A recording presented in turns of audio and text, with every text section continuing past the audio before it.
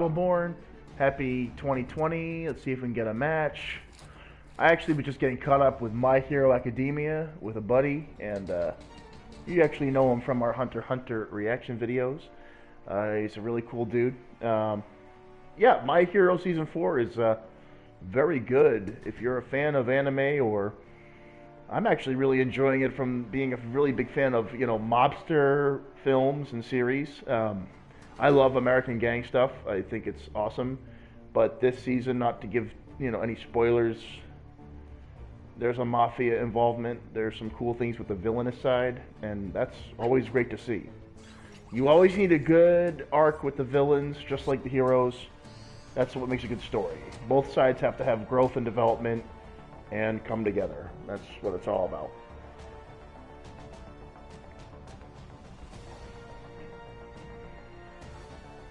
See if I can find some matches tonight. I'm gonna give it some time, and we'll see what happens.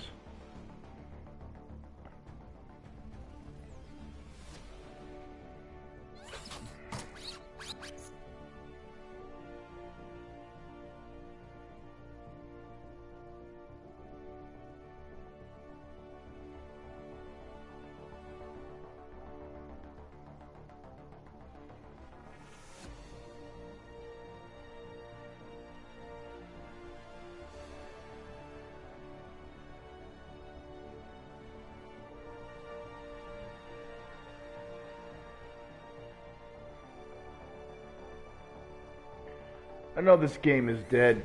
Like, there's a very small population that still plays it, and we're talking like maybe 50 people. But it's something, right? Hopefully they're on tonight, and we can get a decent match. I'm just kind of in the mood for Battleborn. I'd like to play. I'd like to play the game. I'd like to play a team game.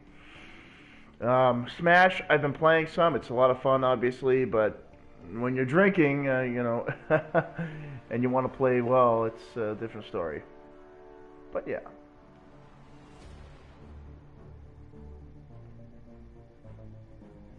I remember back in the college days, I'd play with buddies and we'd just drink and play Smash, and it was a good time. Then we would go to the frat house and drink some more. I have a very high tolerance, so I could drink all night long and I'd be fine, but it made me happy, that's for sure. Alright. Oh good, 4 players. Shocking. Let's see how many people are on right now. 3 people. Lag, game defeater. Yeah, cool shit. I don't feel like playing a pre-made right now. I'm gonna just play randoms. Randos.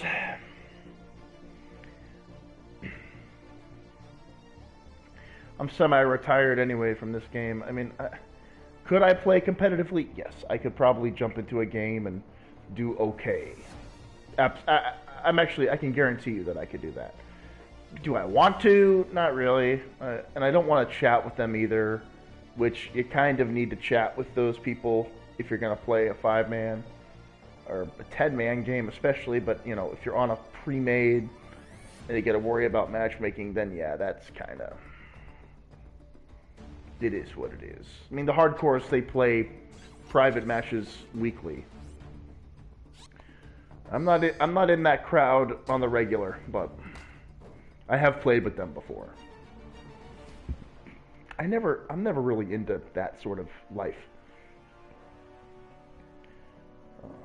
Again, it's the fact that I have to commit to team chat and all that stuff. It's like, I can do it, but I'm rarely in the mood or the mindset where I want to, but when I do, I can.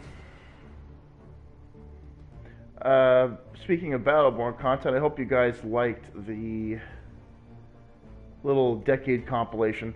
I picked like as many great moments as I could, some fun things, and like I've never been a multi-kill guy. I never really used burst characters all that much. I mean, I played Shade and Aurochs for like 80% of my online time. I used Phoebe, Galilea, Umbra, Atticus, Galt, I mean, I've used other characters, but like really, Shane and Aurochs was like, it still is my absolute main without a doubt. And Galley is there too. I'd say the two of them are kind of like my go-tos. And it's funny, when I actually first got into Battleborn, the characters that spoke to me most were Galilea and Shane and Aurochs. Go figure. I played them the most.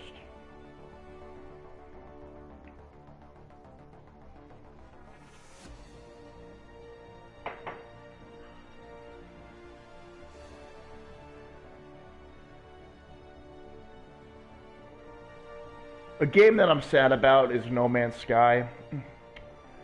It really just it evolved, but it hasn't evolved enough in some of its core areas.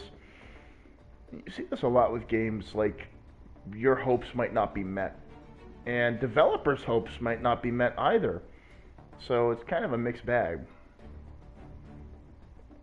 I have, let's see, Borderlands 3. I could talk about for hours. For me right now, Borderlands 3, I'm just waiting for the level cap to go up. And I just got back from being away for a bit. I heard that the Jackpot DLC or the Handsome Jack DLC is cool for a bit, but that's about it. Once you beat it, there's really no other activities, which is kind of the standard with Borderlands. I think that Borderlands has to really improve its matchmaking, like substantially. And like every time I'd play online in Borderlands 3, it would be laggy, so I just don't play with people. But that is the most fun normally. And perhaps they can, like, I mean, the core game is good. You get a full game at $60. Like, there's absolutely nothing wrong with the core game. Whether or not you like the campaign is a different story. That's subjective. I think a lot of people don't like it. I don't love it myself. I think it's flawed in many ways. Certain characters are pretty damn annoying, but it is a campaign and it's serviceable. And the sense of humor is, I have to say, is subjective. I didn't laugh like really much at all in Borderlands 3, even though I laughed at Borderlands 2. There were some things I found funny in Borderlands 3. Like some of the weapon names are actually the funniest part. There were some side missions that I played that were funny. Like there were actually some instances where there are guest voice actors from Team 4-Star that are in this game. They work with Funimation, who also do the voices for Gearbox games. In case you didn't know, Funimation does a lot of the voice work for Gearbox Studios. That's just a side front, though. They're all in Texas, that's why. The game itself, I played so much of it. And I don't want to play through playthroughs with the campaign because I hate the cutscenes. I don't want to watch them. And I've played enough to see like basically all the types of loot you could possibly find. There are certain like max rolls I haven't found, but I found really all that you'd want to find. That's just the way it is. There's really not more for me to gain, no more of a journey. The theory crafting can only go so far. Like my Iron Bear build is like my own idea. I came up with the concept, but it's not that revolutionary. It's a little tweak on, you know, changing up the skills a bit and using a different class mod than what the meta is. And even then, it's not like the most broken OP thing in the game. You play Amara, you can trash the Iron Bear build that I'm using. But the fact remains, to try and find different ways to play the game has always been my driving desire to play a game like Borderlands or any of these RPGs. It's trying to find new ideas and ways to play. That's all it is to me. Like that's all I just care about, finding cool gameplay ideas in all of these RPG style games.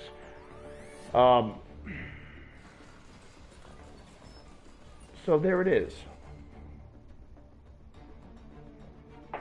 A lot of the legendary items in Borderlands 3 are trash, which is unfortunate. there are just some clearly, like TDR meta is everything. Amara is way more powerful with her anointments. Her DPS is through the roof. Like Amara can melt anoints like twice or 3 times faster than the other characters with her anointments. It's just ridiculously unbalanced, and like that's just the way it is. We have to live with that reality, but it's still somewhat early in the game's existence. So just remember that it's somewhat early in the game's existence, and that's kind of the reality. Do I personally think it could be better at this stage? I think there are a couple things they could have fixed by now, but I am glad that they have addressed certain things. Like they did give us bank space within a couple months. My problem, I think, is that they built the game on a foundation that requires cloud saving or stream support. And I feel like that is almost in a way a limitation to what they're able to change. And that's a risk that they took to appeal to the Steam audience, to the Twitch audience. They were trying to build this game as a Twitch media hub. And I get it as a business, that makes sense, but Borderlands as itself, to me, is not the best idea for a Twitch game. Twitch games are all about competitive games. I mean, that's, people watch Fortnite on Twitch.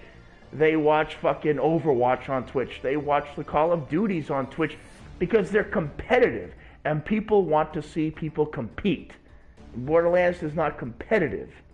Although what Gearbox is trying to think about is how can we have this, the viewers interfere with the player as a somewhat a viewer versus streamer competition.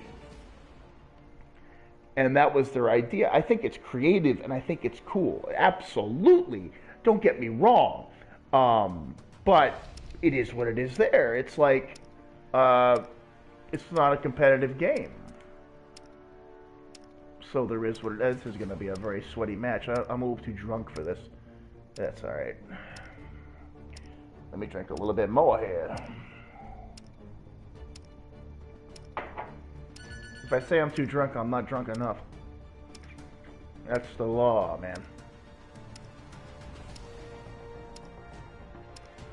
Phoenix is back online. Would you look at that? Phoenix is online, son. This is fun. I hope this match goes through, please. This is gonna be a... If this game goes through, please go through. Please go through, please go through. Please go through, please go through. Yeah, we're all players here. This shouldn't be a conflict.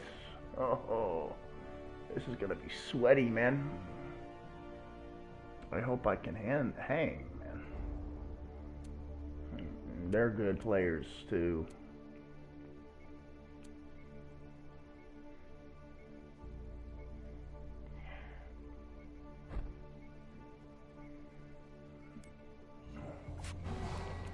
Let's go.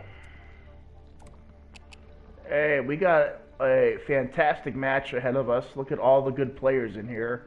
The other team is stacked. We're fairly stacked. I don't know who Astro is. We picked Mike. Who is Astro? Oh, he's a scrub. Oh, that's not good.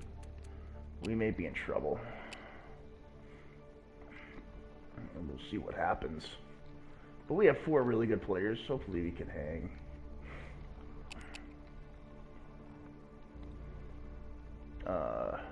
I'm gonna be fucked for this match.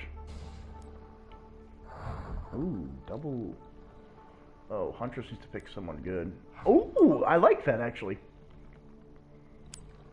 We don't have any crowd control on our team. This is gonna be rough. Alright, we're going raw. Oh, I'm gonna get my ass handed to me. Because we have no well, they don't really have crowd control either. So actually, this is an all-offense match. Look at that. We have 2 Shanes. Damn, man. Alright, we're gonna go back to the old taunt. Oh, man. Oh, it's good times. You know. Yo, Phoenix is a beast.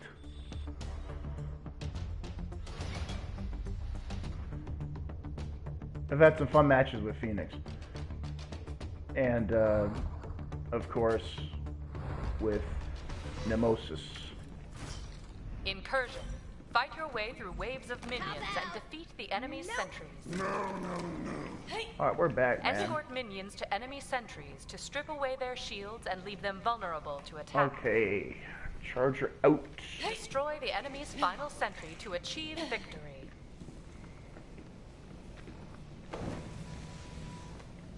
The battle Let's do begins this. in Okay. 3, 2, 1, go.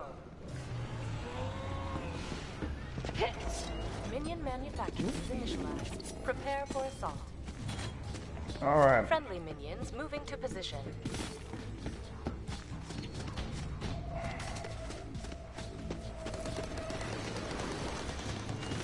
Super Best Friend Shade incoming!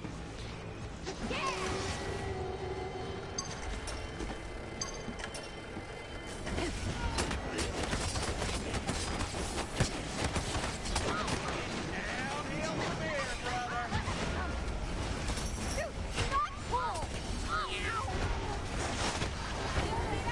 Oh.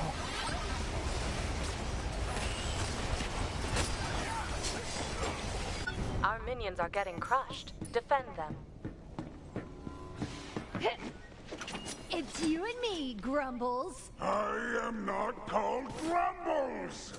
It's a... And our mic did You know nothing. what? Our mic Forget is fed.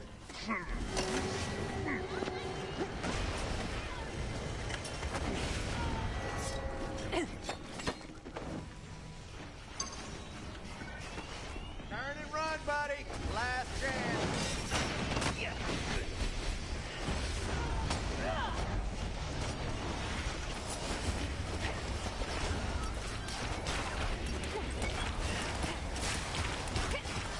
Plus side, you can free a bomb.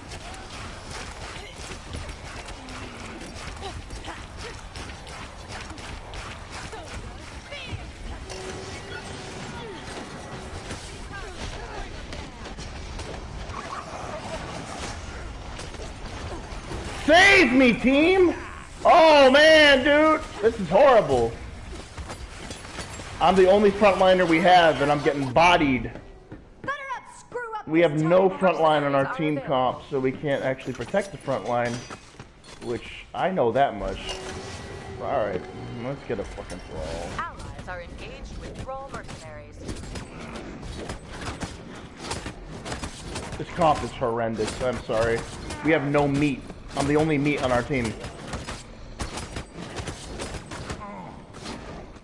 Allies have engaged the Thrall mercenary camp.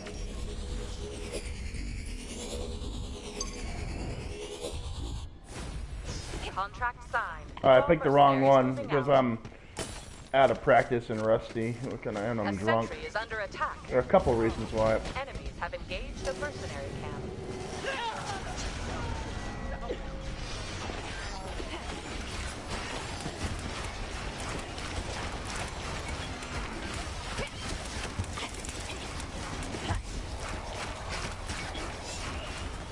Oh, Mike's dead. Hostile Thrall mercenaries. We have a coming this scrub way. Mike.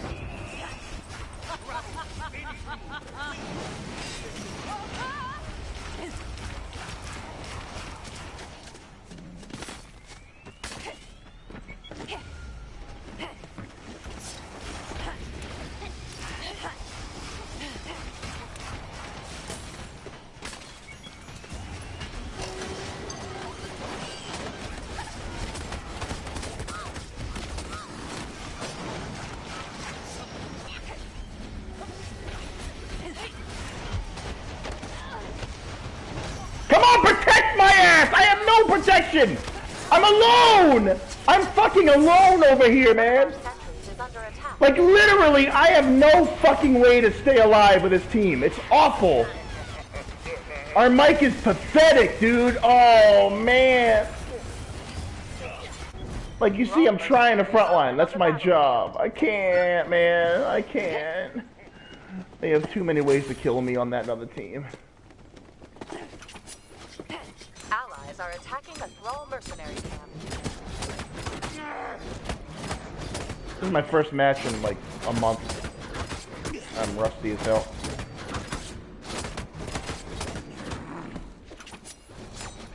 Allies have engaged. Oh, Mike is useless and dead. What do you know? Is under attack.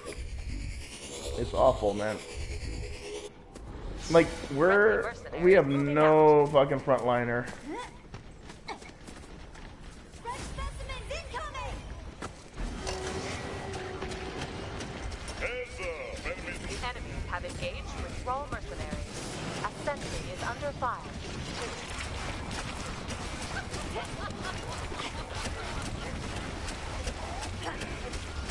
Outcast thralls detected. Enemies are attacking. Like, seriously, can our team do something to help stay in the game, please? Something, anything. Hostile Thrall mercenaries closing in.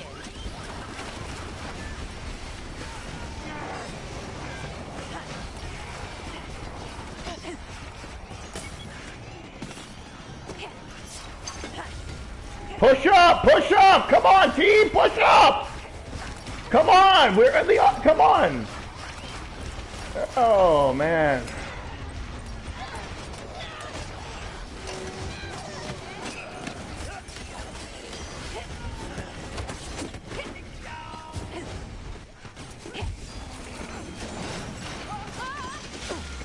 Oh, they're both dead.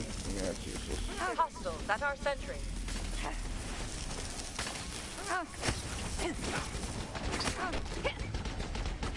Outcast thralls available for hire.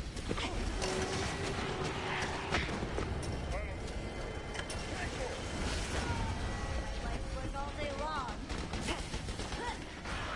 A friendly sentry is under attack.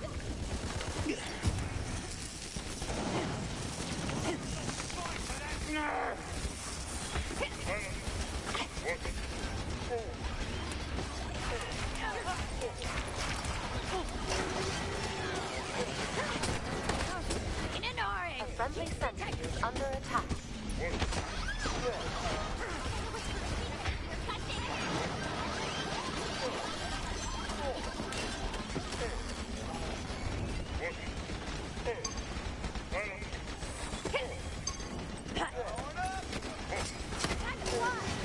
An allied sentry is besieged.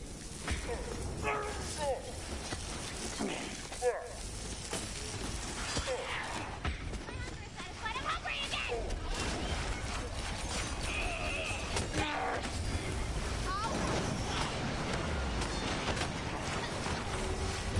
A friendly sentry is under attack.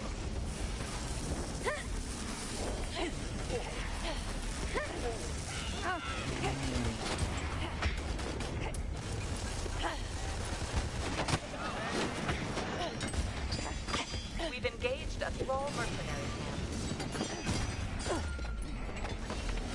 A sentry has engaged the enemy. Defend it.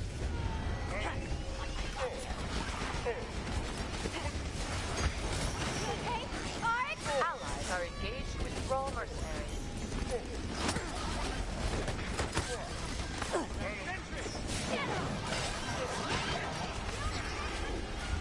It's over. Enemy jerkwads just blew up an allied sentry. Hired muscle at this It's location. over, man.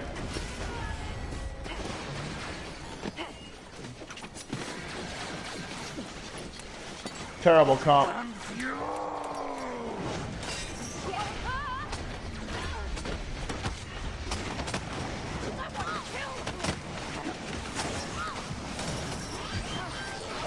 Oh, my team actually protected me?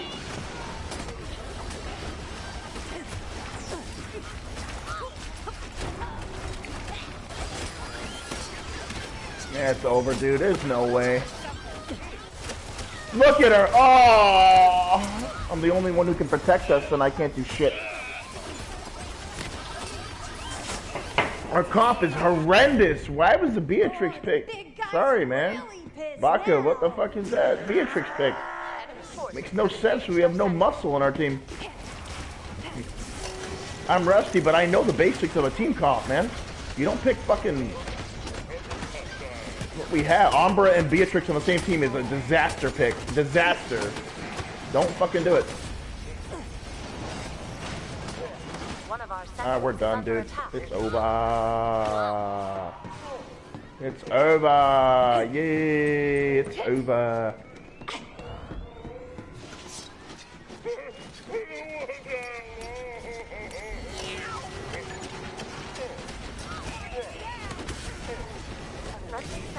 Under attack.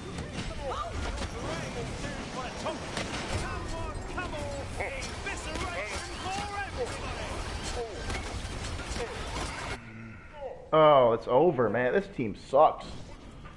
Just the comp in general is terrible. Even though I know. Even though I haven't played for a while. We have a scrub mic. Enemy forces have engaged our sentry. I hate giving up, but it's over.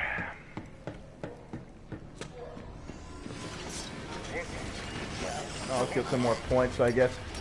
Like, all they needed was a fucking Pendles.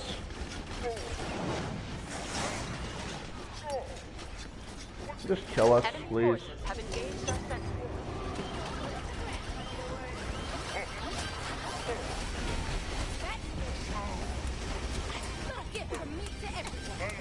Yay! It's over. Hey, you okay? Arx? Only one sentry stands between us and them. Look. Protect it. Our minions are getting crushed. Defend them. 5 minion kills as fucking Umbra. How much? Doesn't even matter. Doesn't matter. We had no chance to even get out of lane. I couldn't frontline because that comp was trash. Why did you pick Umbra, man? Alani was the only pick at that point. Alani. We had a shit mic on our team, but that's besides the point.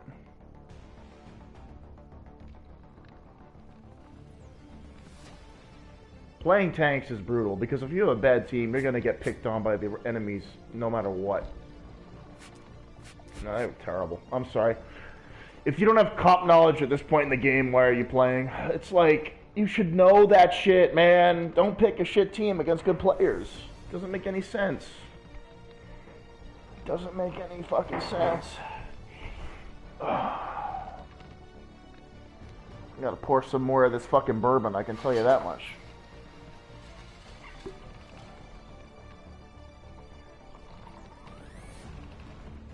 When you get 5-man, your fucking night back. It is what it is. As you saw, I got brutalized because I had absolutely nobody supporting me in that match. We had a bad comp, so my role was completely nullified. Oh! Yeah, they're 3-manning. Terrible, man.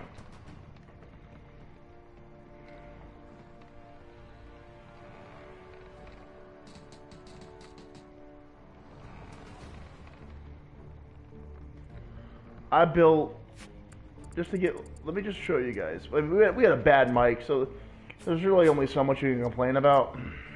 But I died 5 times frontlining. I was trying to hold the fucking line. I could have played more defensively, but with this comp, you're gonna lose. Look! We have no crowd control anywhere on this team. We have a little bit on here. That's it! Like, we don't have crowd control, so you're not gonna win, okay? Especially when you got these two. Pendles counters everything I can do.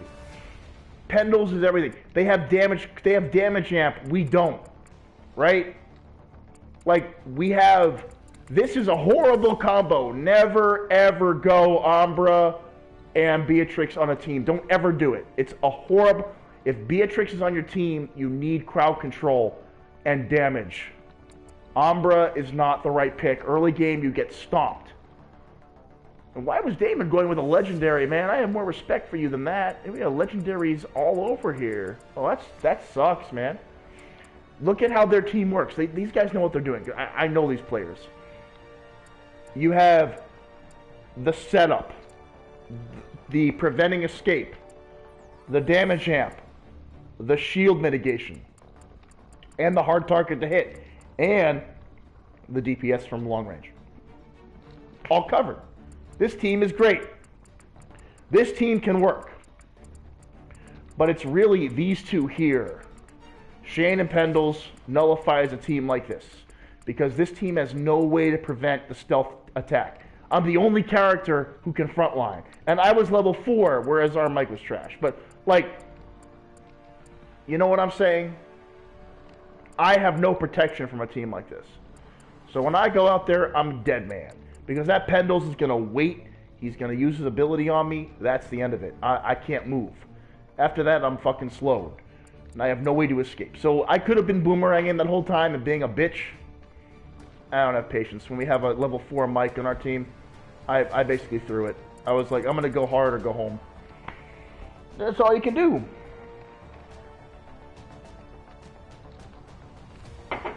Again, I'm not... At this point, I've played this game so much that these things are like common knowledge to me. I don't care anymore about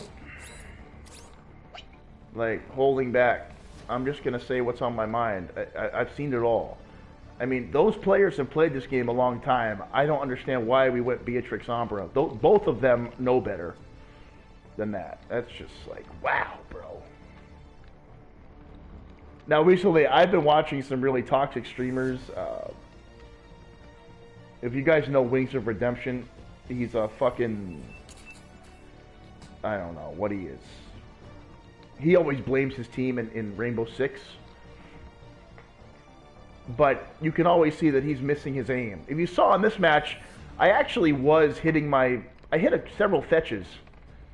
I missed a couple, but I hit several. The point was, I was trying to keep the front line, you know, active. Because that team could push on us so quickly and abuse Sentry. And they had no way to protect the Sentry once that other team got in. So I was trying to push them back as long as I could. It was really just the end of the inevitable. And that's what happened.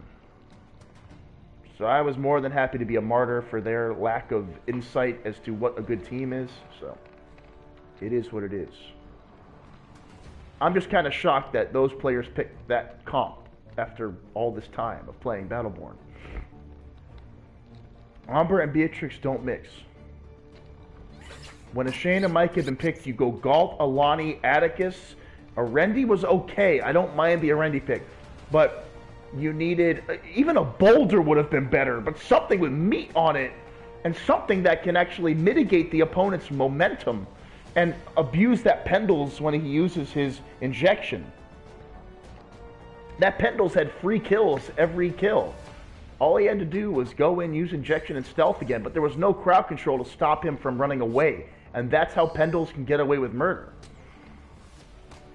You always have to assume that the Pendles pick is coming, or that some getaway character is coming. That's why I pick Shane a lot, because I love the character, but Shane can do everything, a little bit of everything. It's a universally all-around good character for all comps, except for the fact that she's a little bit larger than the normal character.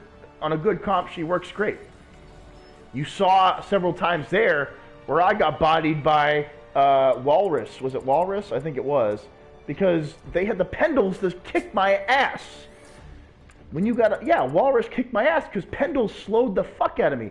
And Pendles was whooping my ass because there was no one on our team to stop Pendles. That's the bottom line.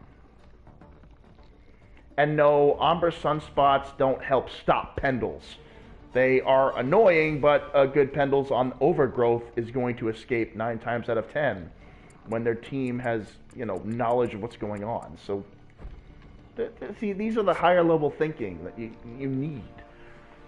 That Pendles is escaping almost every time on a team like that. I'm done. Let's go back in and have some fun. I just had to rant there because I was annoyed that that comp was chosen. The best Battleborn player in the world can be the worst if the team sucks, if the comp is wrong. Yeah, a good Oscar Mike player can go positive because it's Oscar fucking Mike. But a tank is going to get beaten up and destroyed if your team is bad behind you. And you saw, every time I was trying to run away, my team was already way behind the line of scrimmage. No support. I just got bodied up in front. That's how it is. That's just the world we live in. No one picks close range characters because they're afraid of it. I don't know. Everyone wants to shoot for headshots. It's weird, man. That's the thing about games. You know, a lot of people want to go for headshots and play Call of Duty, but this is not Call of Duty. This is a game where many different archetypes exist, and they have to be on the team together to work together. If you're a newer player watching this recording, Battleborn is not about your headshot skill. It is about team coordination and composition. 100% of the time, a good comp will beat good skill. 100% of the time, well, not 100% of the time. 100% of the time, good comp is more important than good skill with bad comp. If you had a shitty comp and great players, you are at risk of losing more than a team that just has a really good composition and maybe above average skill, average to above average skill. But that team's going to probably win if they're competent enough to know how the game works and how their team works together. They're going to win. The other team, because they're not connected together properly and they can't secure the kills properly, they're going to lose. Even though they're great players, individually, they can't work together cohesively. It goes down the drain. That's how this game works.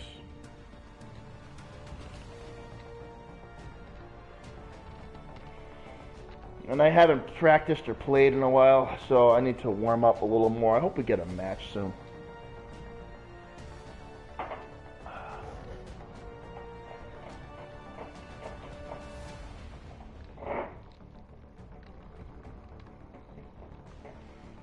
I like to vent, you know? It's fun. I like venting. I'm never going to say bad things about other people. Never. I would never, ever, ever, ever stoop to that level. There are some really toxic people out there who start saying that those people are idiots and they're stupid. I'm way beyond that shit. I'm not going to talk anything about anyone. If someone's a scrub, they're a scrub. I'm a scrub. By the way, you put me in a fight like Street Fighter, I think I'm okay. I got bodied in that game. Like, you wouldn't believe. I'm a scrub. I admit it. I do not practice Street Fighter enough to know how to play it. Like, at a high level. So I accept that. Battleborn, I played a lot of this game. But, you know, I also really observed how the game works. And you just have to really think about your whole team. I look at that mini-map half the time. I look at the screen the other half of the time. I'm looking at that mini-map so much to see where my teammates are as much as I can. When I'm drunk, it's a little bit harder to do that, but when I was playing seriously back in the day, I'd watch the mini-map all the time. I would see where my healer was, so I'd know that I could run to that person as soon as possible. As the frontline type character, I needed to know that 100% of the time. If that healer was away or like preoccupied for some reason, I'd be a little bit more cautious. Just to give you guys an example. And shit, man, it would happen. And as the healer, you hope that the healer knows, unless you're chatting, that they're gonna have to save your ass. So if I'm playing Umbra, I'm going to reverse roles here. I know where my front lines are at all times. I watch the play, and then I advance, and I put out a heal. Always put out a heal for your offense and front line. Doesn't matter if you want to like get them, you know what I mean? Like you're healing your teammates. So always have that cooldown ready to go.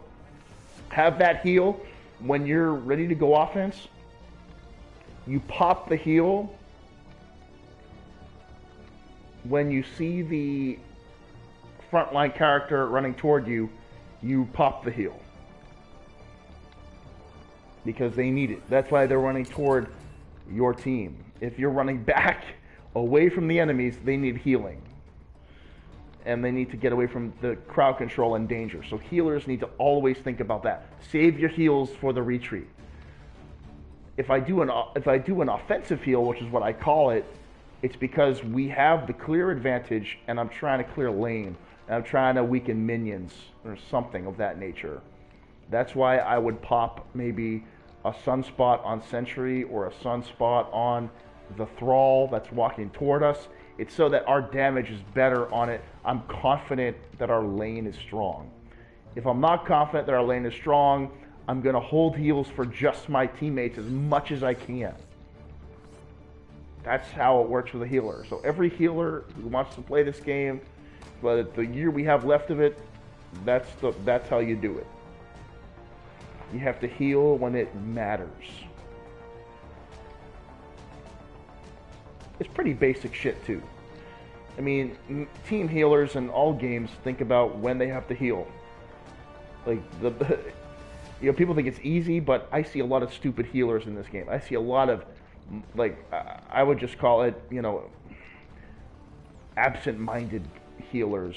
Like, they have an attack button, they're using it more than their heal button. Like, why? Why are you not healing, bro, when you're the healer? Alani uses her attacks to generate a heal. What is it? Her synthesis or something like that? I forget what it's called. Oh, it's Miko. But Alani's left trigger, like, you need to generate water bubbles by attacking. So that's why Alani's will attack, because Alani's a little bit more offensive in nature. Miko as well has a slow. It's very good. It's a very good slow, but you really should be heal beaming all the time with Miko. I'm not a proficient Miko player, but that's the idea, right? That's the concept.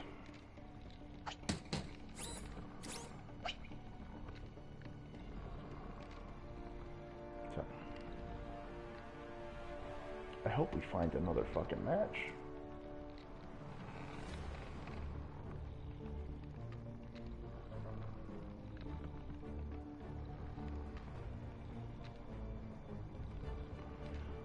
Like Walrus and Phoenix and AJ, these are all great players.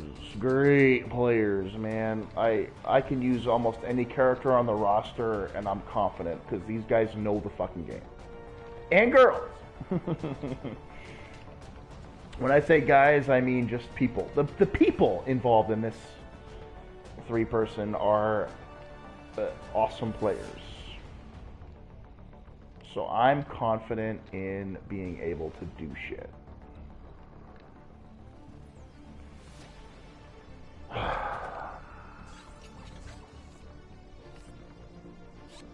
I did choose the wrong second helix in that last round, I remember now.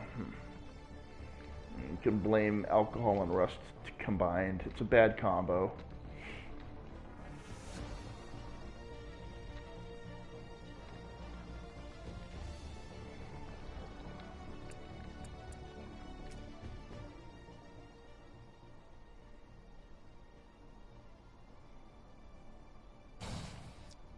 What did I get from that last round? What?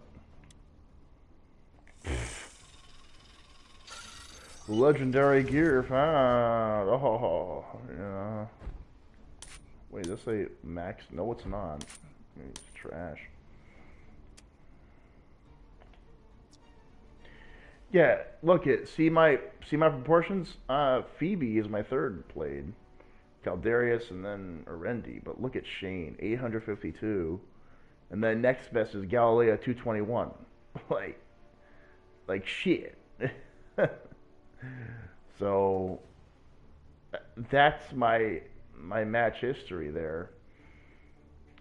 There are people who played a lot more than me, but I did commit to a character pretty well, and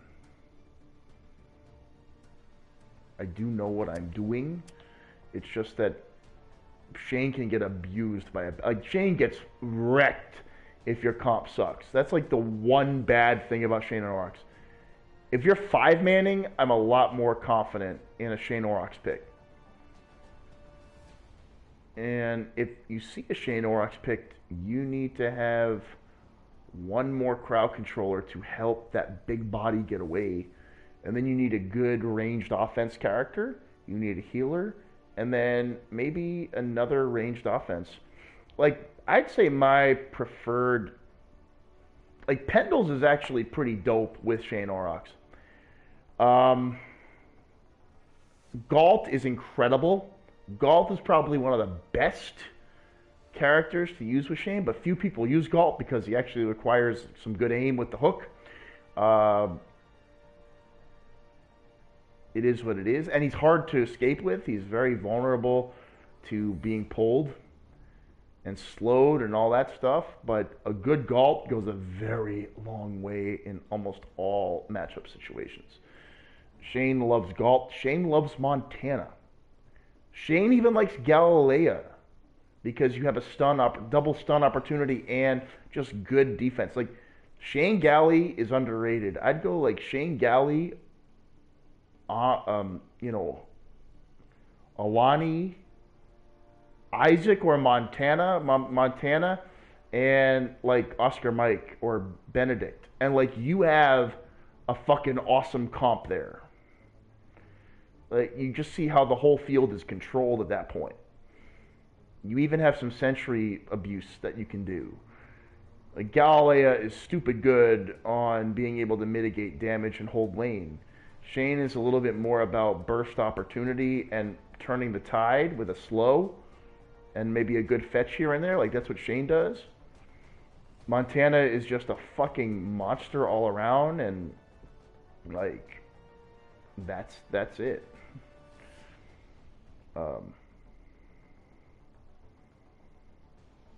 And these are like 95, maybe 96% solo queue stats. So just keep that in mind. I did not play as much like 10-man. So these wins and losses are mostly just random solo queue. I did not play like any of the campaign. I could give two shits about single player, and I could give two shits about the fucking legendary gear. I don't use them. I grew out of that shit fast. Like, a year after starting to use legendaries, when I started to really get into this game, I stopped using them. Because they're not tournament legal, and it's like a handicap that I just don't want to give myself.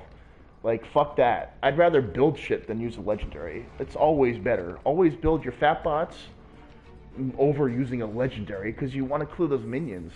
That's more beneficial, and a good team doesn't need your 25% damage buff from a fucking legendary. If you're playing a bad team, then yeah, legendaries really help. A good team can combat legendaries 9 times out of 10. If you have good minion, growth, it's pretty good. I'll be back. Just take a break.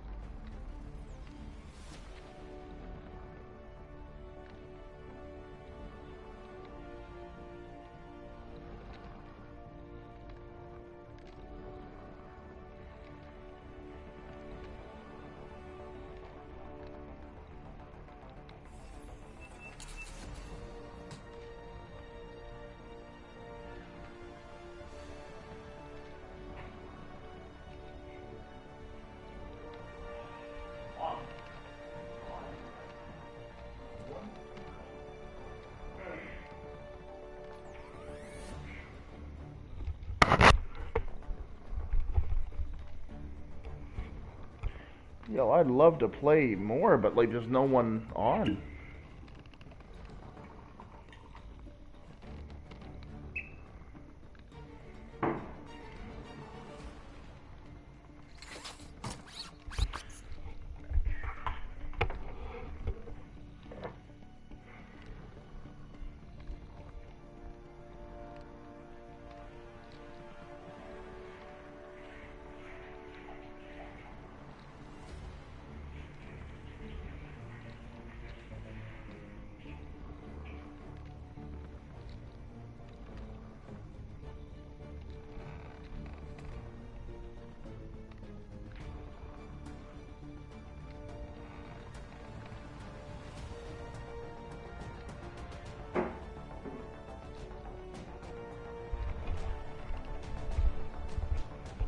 should be charging my controller. I forgot to do that.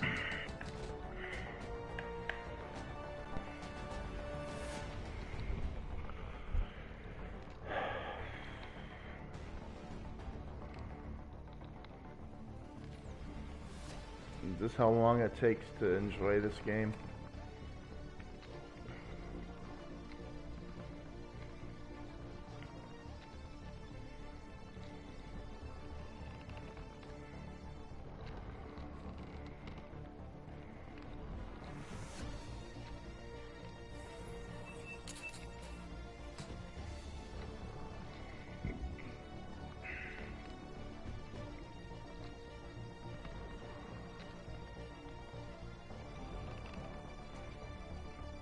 Nobody else is on. Nobody.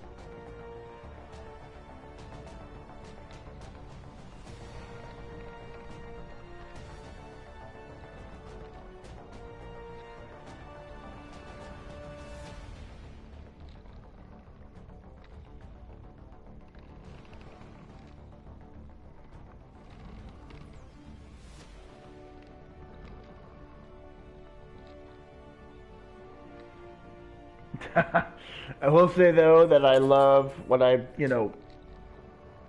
see people who know my videos and stuff, and I was just trying to keep this community engaged. The whole point was to create excitement in some capacity for the 100 people who play this game. You know what I'm saying? Nobody else, like Walrus made videos, man. Like, he did too. But nobody else really did that. So there were like a handful of us who ever were like Battleborn video makers in any capacity. And every game has a video making crowd, so somebody had to do it. I got really inspired when I realized this is like a game that nobody makes highlight reels for and montages, so I was one of the first who did it. And I did it consistently for like a long period, and I have several videos that are just highlight reels, and then I have like hundreds of replays that I've uploaded just for remembering the game, going back and seeing how the game worked, and that archive will always exist, and it's a lot of fun. But nobody really did videos. I would have loved to see more videos. Like, I've only seen my video of me on the other team like a couple times. Like, very few people record the game. Like AAA 316 did a lot of recording. I think he still does on occasion. Walrus did some compilations. And Nemosis did a couple montage compilations. Shit.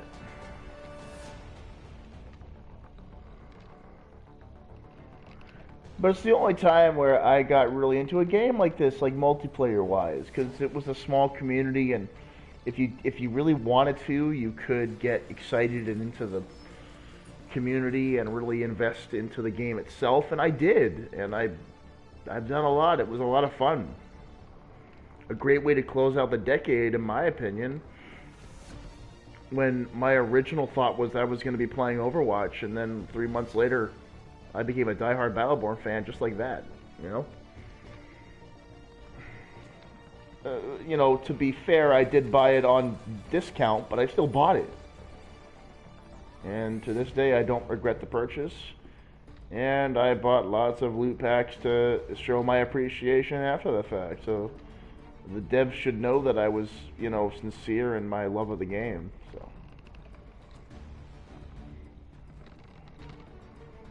Come on. One more team, please. Please. Exist out there somewhere.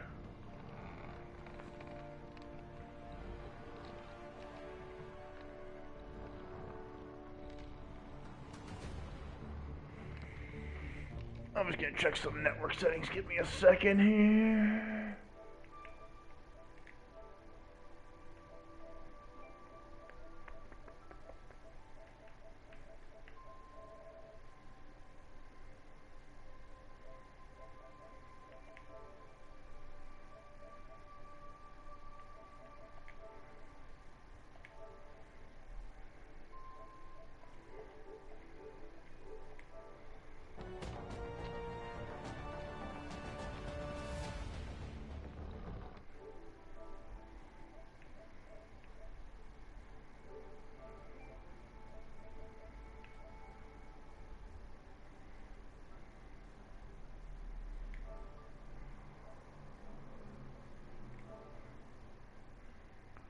What is this?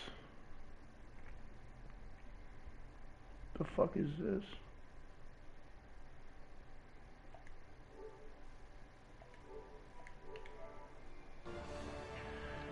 Yeah, some stupid community invite. Who the fuck cares about that? It's not the community I care about.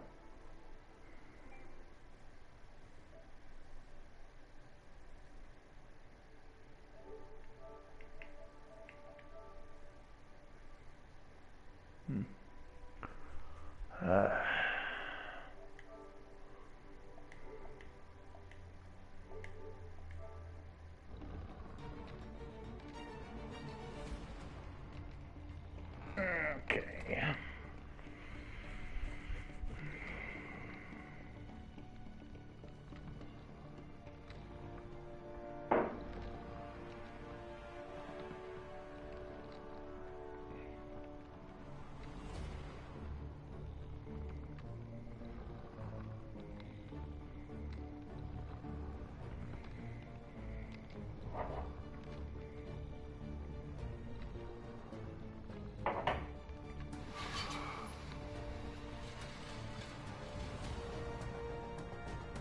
Okay, it's resetting.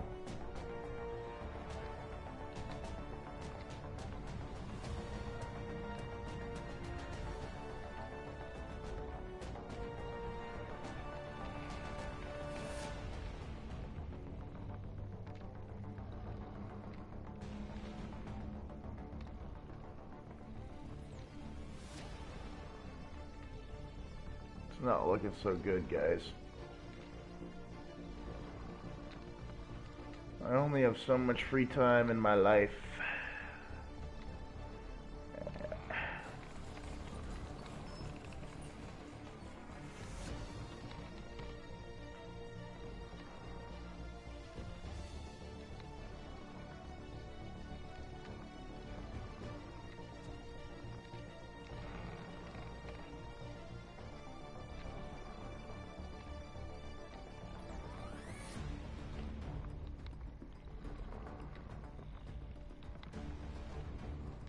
Oh no, what happened?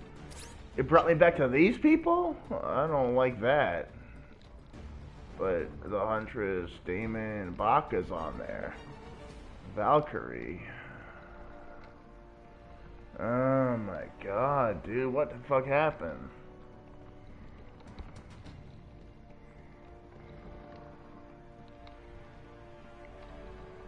There are probably 20 people on right now, just to give you guys a sense of how desperate this is.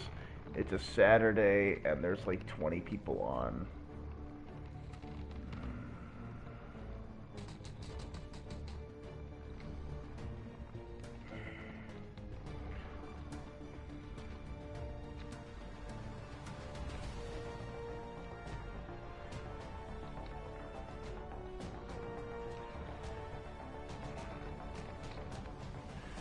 This game runs because of a contractual obligation. It's funny.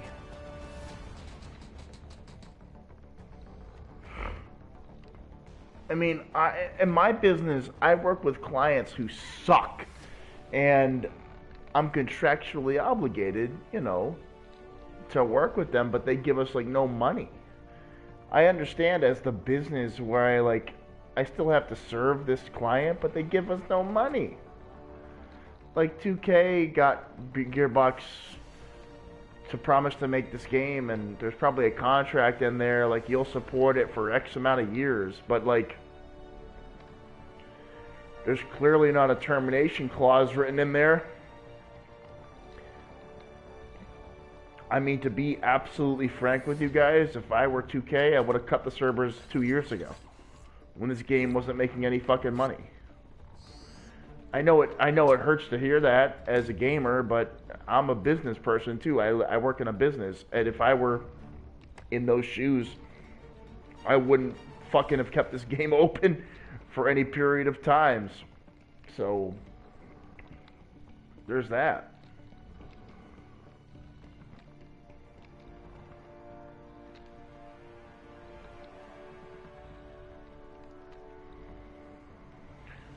Hopefully we get a match in the next like 10-15 minutes, so I have to call it. If I don't get a match after that, it's over, guys. I'm sorry. It's a Saturday. If I can't get a match in like 20 minutes, I can't play this game. I can't do it.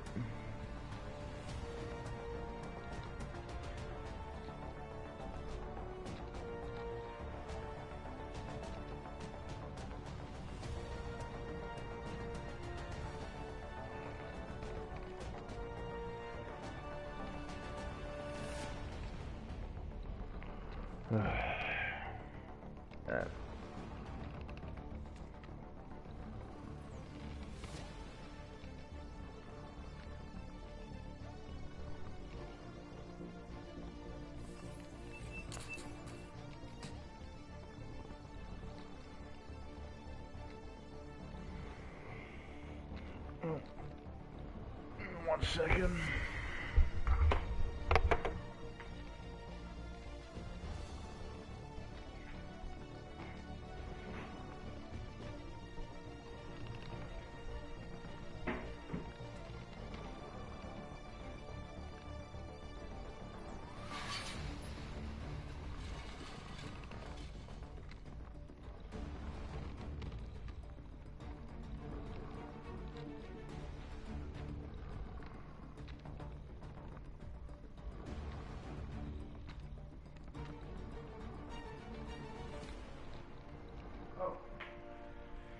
Sure. Okay. Hey man, yo, I just got your chat. Thank you. Sorry, I have to actually watch the video to see the chat. I don't like to read the chat in the game menu. My favorite character in Hunter x Hunter. I mean, it's Killua for most reasons due to his character arc and how much he meant to the.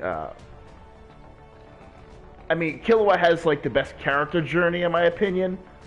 Jeez, man. I love Meruem. I love Neferpito. I love Morel. I love. My gosh.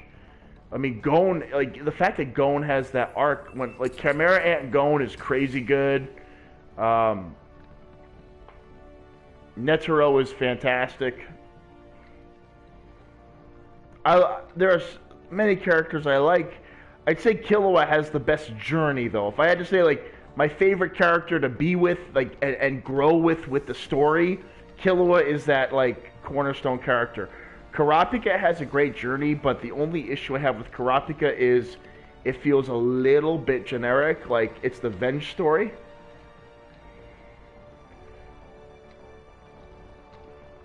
Francesco, where did you hear that? Like, what source told you that? Can you tell me? Because I'd love to know. Is there a rumor, or is it like an actual announcement?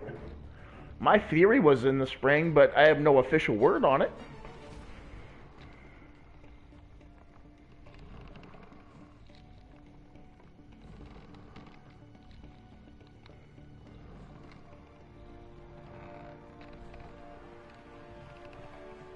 Yo, tell me this.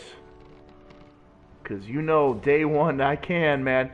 It's probably going to have to be the Sundays of every week because of the certain streaming requirements that happened, but I will when the manga comes back. You got me. I'm there. You will see me reacting to Hunter x Hunter every week it's out. Don't you worry. We're back. My buddy and I can't wait to get back to that. So if you have any info as to where that rumor comes from, I'd love to know. Because I've been dying over here. I want to get back to that so bad. I'm telling you.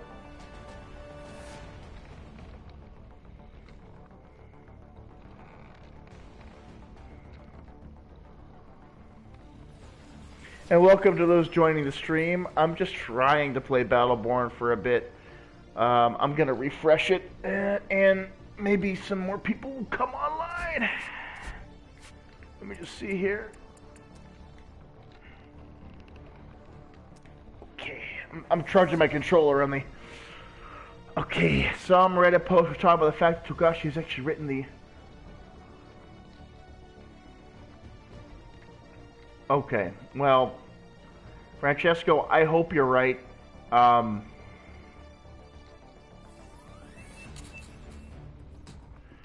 here's the one thing. The rumor that he's completed the storyboard came from the last time the manga wrapped up.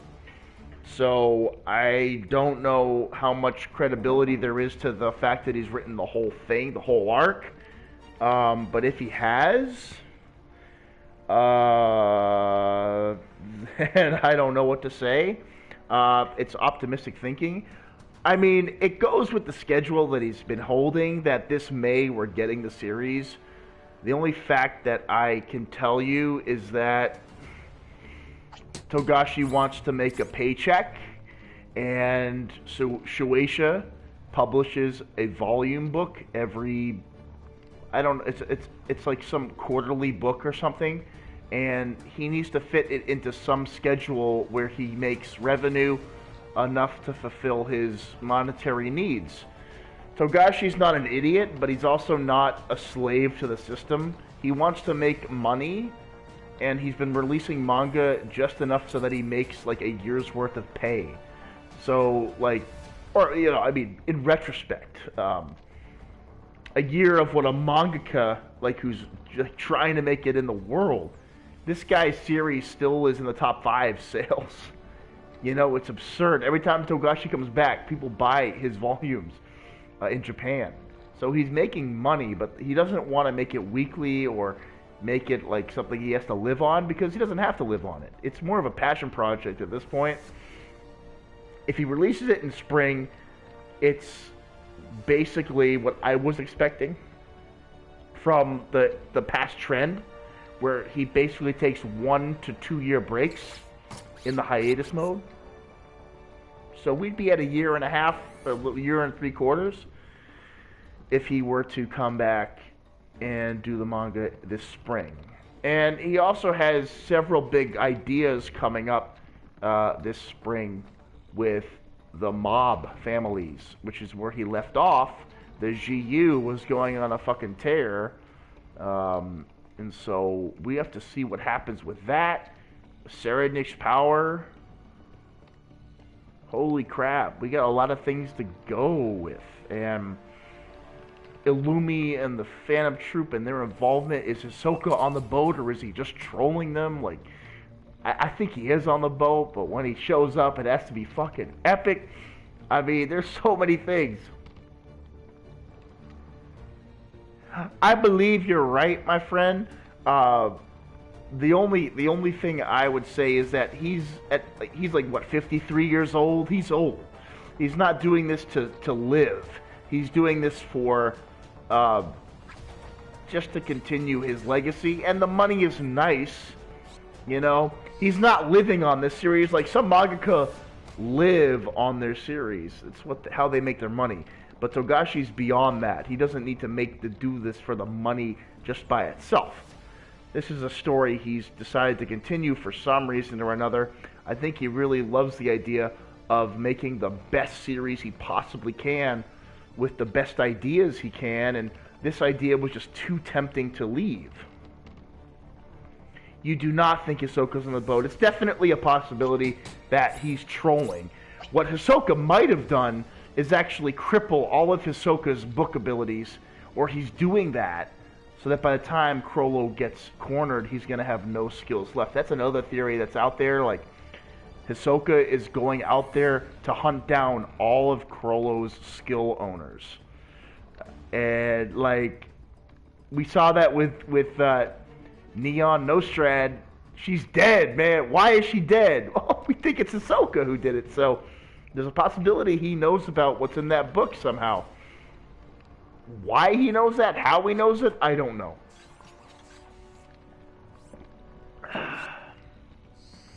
Who the hell could have told Hisoka about what's in that book? I mean, that's just crazy.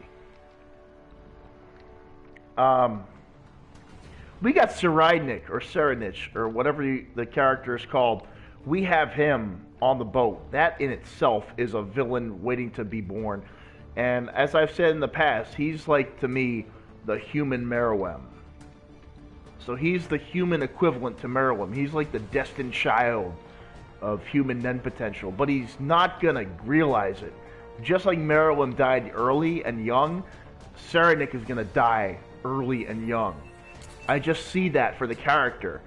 But it's going to be one hell of a ride with this guy as he... My theory is, oh, we're getting a fucking match. Oh, this is crazy. We got a match. Oh, I gotta go back to Battleborn. But I will talk...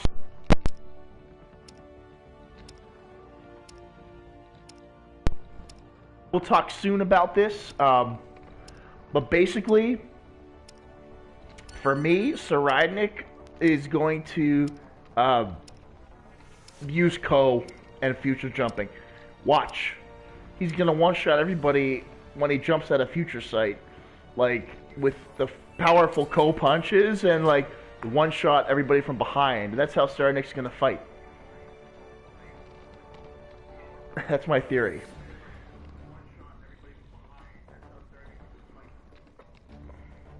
So I'm hopeful for that. Let's get back into this match. Some Battleborn but yeah, thanks, man. I'll read the Reddit in a little bit for sure.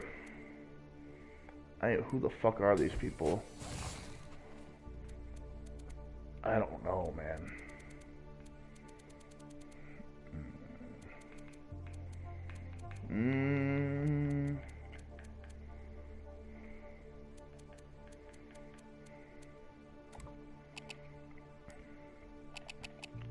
We have the youngster. Oh man, the youngsters. Oh yes, Damon's going with Mike. Now we have a decent Mike on our team. That's awesome. That's awesome. Mewf is a noob. Why, man? We're down by one player, and he's a marquee. He's a wasted pick. Okay, we're down a player. We're not going to win this. Interesting comp.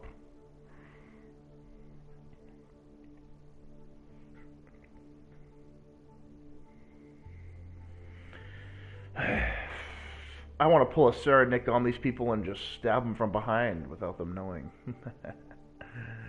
Yeah, man. Yo, Walrus and I know what the fuck we're doing. Maybe Walrus watches my stream. I don't know. Walrus also makes videos. Oh, it'd be so much fun if he was watching my shit. Yo, man.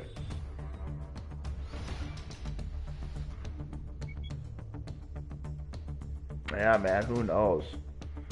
Yo, Walrus and I are using the Force. We're on the same shit here.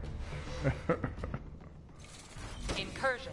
Fight your way through waves of minions and defeat the enemy sentries. Escort minions to enemy sentries to strip away their shields and leave them vulnerable to attack.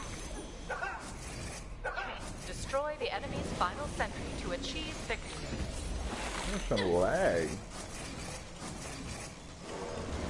Bay doors opening in 3, 2, 1.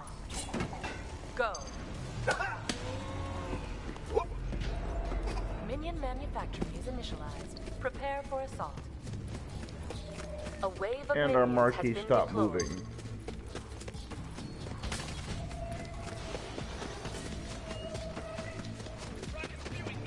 Another way.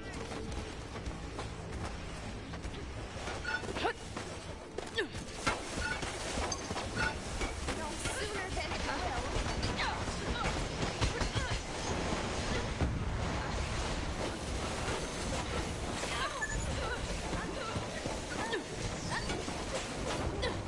No, you ran in too fast, my dude.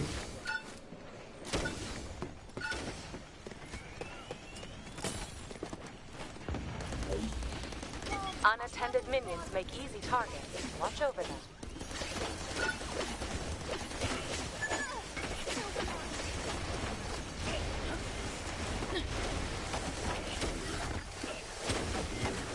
Only pain and death for you here.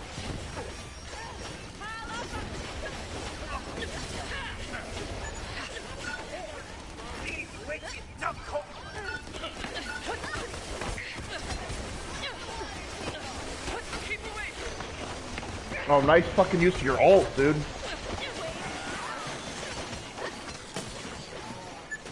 Fucking use of your ult.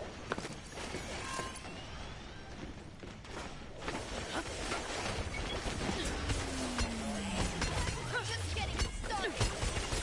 Lose control.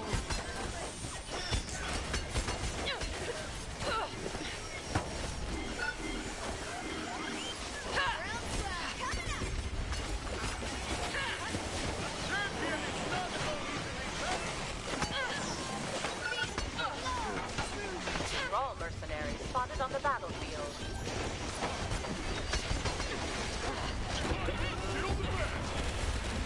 Kill him! Allies have engaged a Thrall mercenary camp. The Wraith of Bliss returns! Why was that person not killed? Why was he not? Why was Rawlers not killed there? I don't understand it, man. A sentry is under attack. Allies are attacking a Thrall mercenary camp. Contract signed. Thrall mercenaries moving out.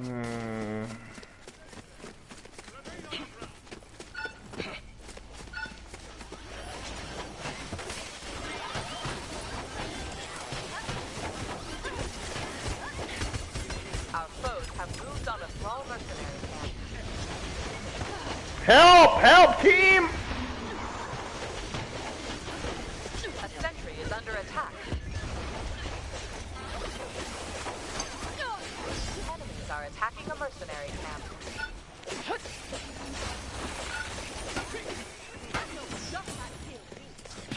I fucking missed my shield throw. It is what it is. Our enemies are attacking a mercenary camp.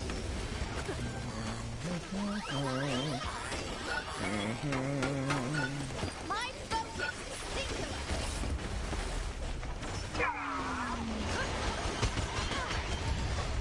Hostile Thrall mercenaries coming this way.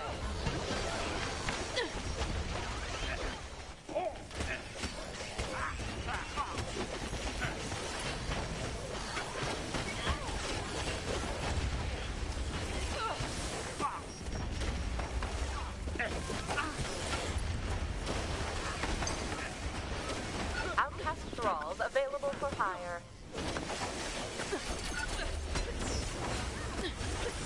Fuck! I missed my fucking shield throw. I need my Thrall gear. mercenary camp engaged.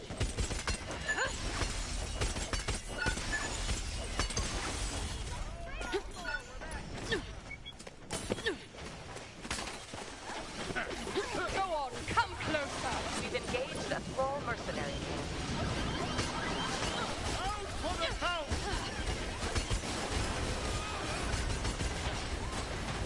Friendly Thralls on the field.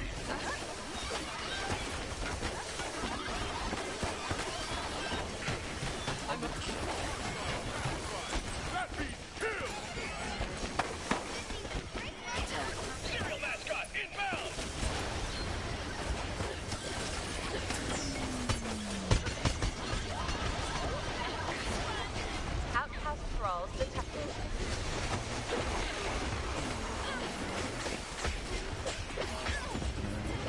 One of our sentries is under attack. No, Mike, why'd you die so early, man? You're Mike. Mister, a voice.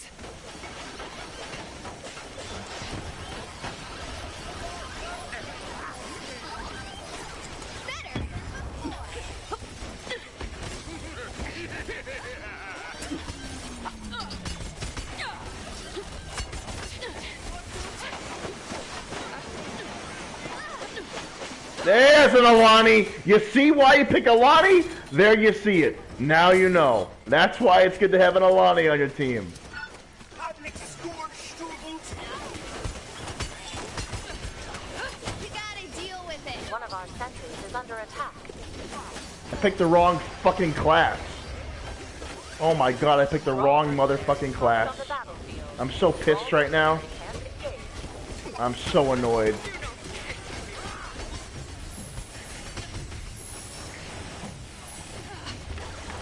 So annoyed right now. I picked the. I'm so rusty. I forget what fucking classes I have. Sentry.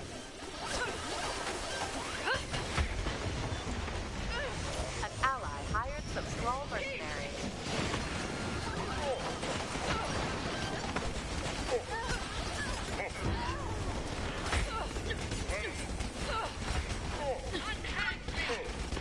Enemy forces have engaged our sentry. Enemies have engaged a mercenary camp. What's wrong? What's wrong? Oh, dead.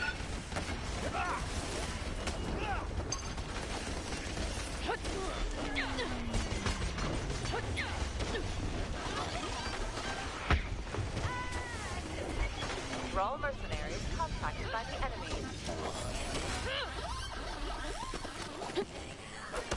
Shepherd minions to the enemy sentry to help disable its shields.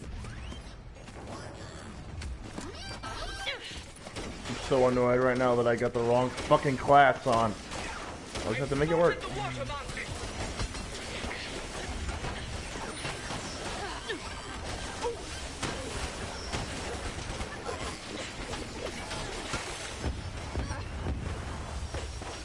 Benedict.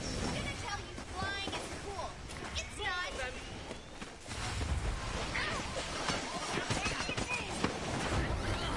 I used the wrong class, dude! Wrong fucking class! I have no survivability! A friendly sentry is What under are you attack. doing, Marquis? What is our scrub doing? Outcast thralls Why is he detected. building the last sentry turret now? What an I idiot, dude. cannot be held responsible for what comes next. I picked the wrong fucking class. A sentry has engaged I picked the my enemy. healer Defenders. Allies are loadout attacking instead of my Thrall mercenaries. fucking heavy loadout. I'm drunk, what do you want? I'm drunk, alright? I make mistakes.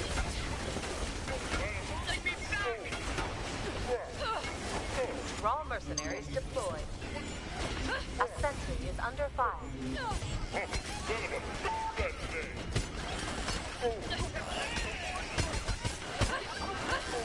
Do not test me. Oh, I picked the wrong one again! Oh, I picked the wrong fucking healer. I'm done. I'm out. I'm so drunk. Forget it, man.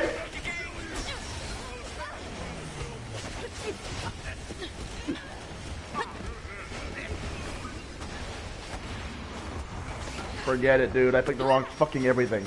I'm just a useless husk right now. Oh.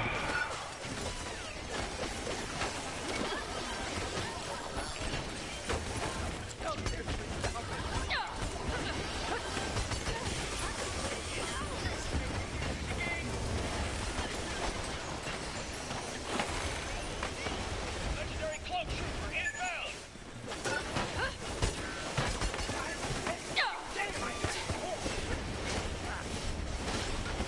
Yeah.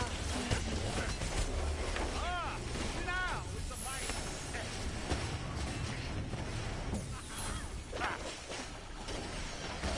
What's our Mike doing? Why isn't he here? Outcast thralls available for hire. An allied sentry is I besieged. thought that hit him, but it didn't.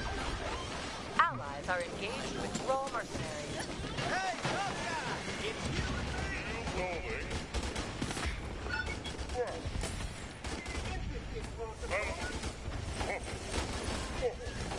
A sentry has engaged the enemy. Defend it.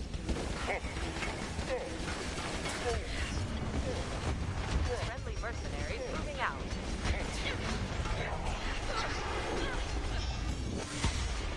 We're down to our last sentry. Defend it. Where was everybody there? I don't understand it, man.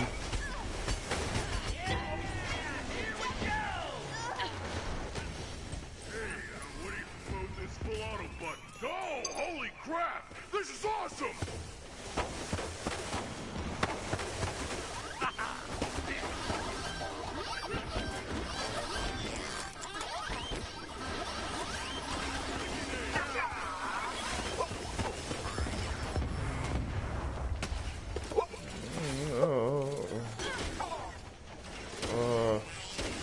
I'll tell you, drunk Battleborn is. I've picked the wrong fucking loadout. I'm rusty. We have a scrub marquee on our team. There's no hope in winning this match.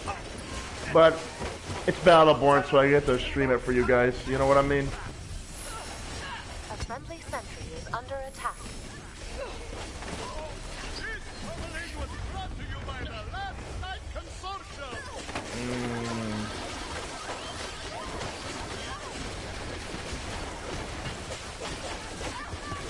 I picked the wrong everything, dude. The wrong everything.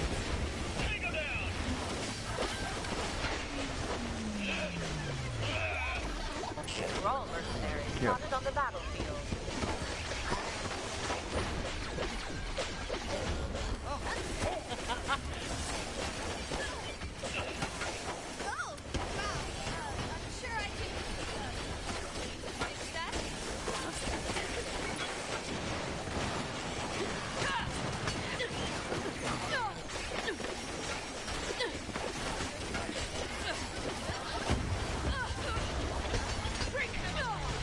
Fuck!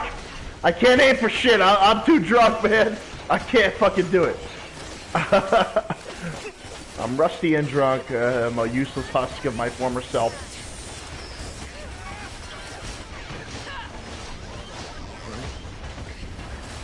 Forgive me for my lack of fucking skill. Yeah, see, I can't do shit. I'm out, bro. I picked the wrong fucking loadout! Oh, I picked the wrong loadout, man! I'm so pissed! But we have a shitty marquee, so whatever.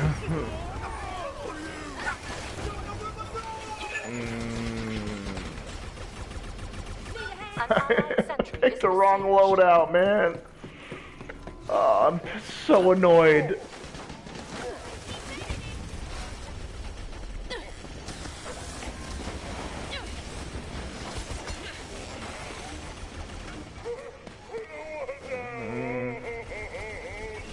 Yeah, you do. Has engaged the enemy.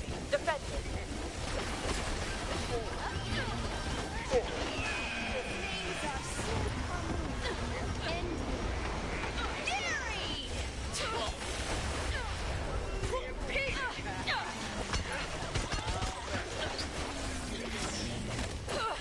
Into darkness.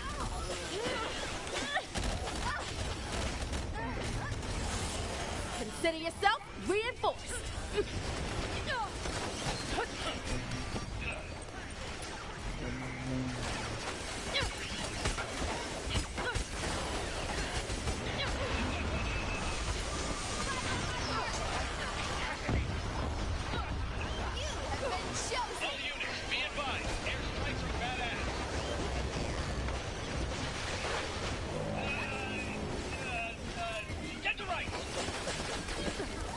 Shields up. Get covered.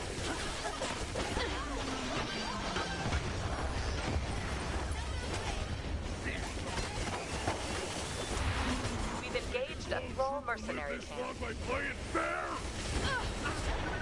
An allied sentry is besieged.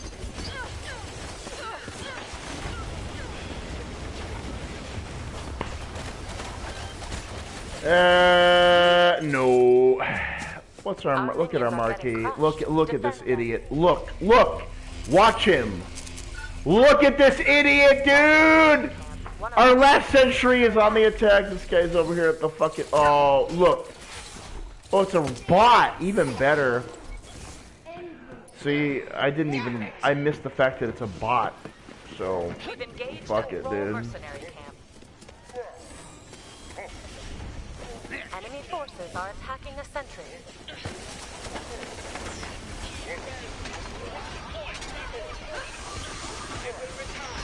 Our foes have moved on a small mercenary camp. Into darkness. Got him. Take some cover!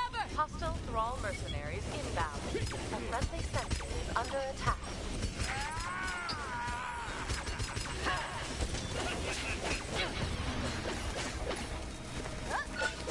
Big bird, big rockets! Watch out!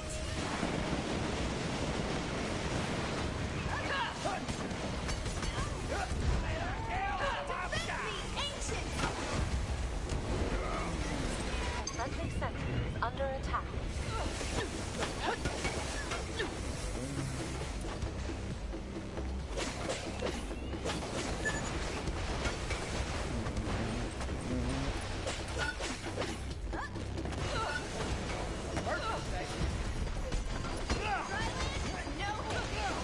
A sentry has engaged the enemy. Defend it.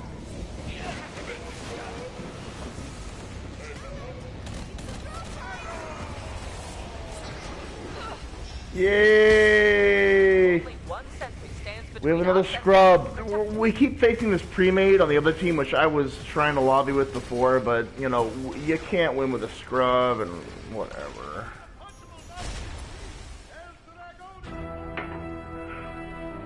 And I picked the wrong fucking loadout, so I couldn't withstand the offense.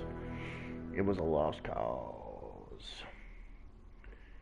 Yeah, yo, I agree.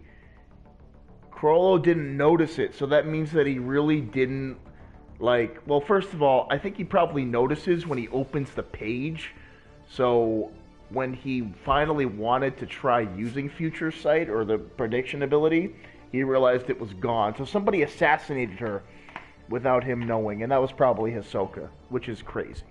That's the part. Maybe Karapika told Crollo back in York knew. Who the fuck knows? We don't know.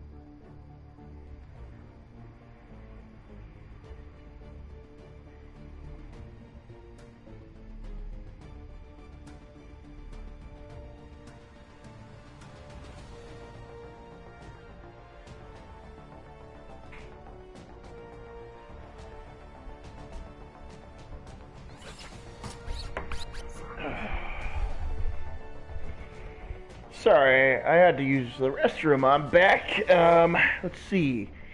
Crollo didn't recall. Yeah.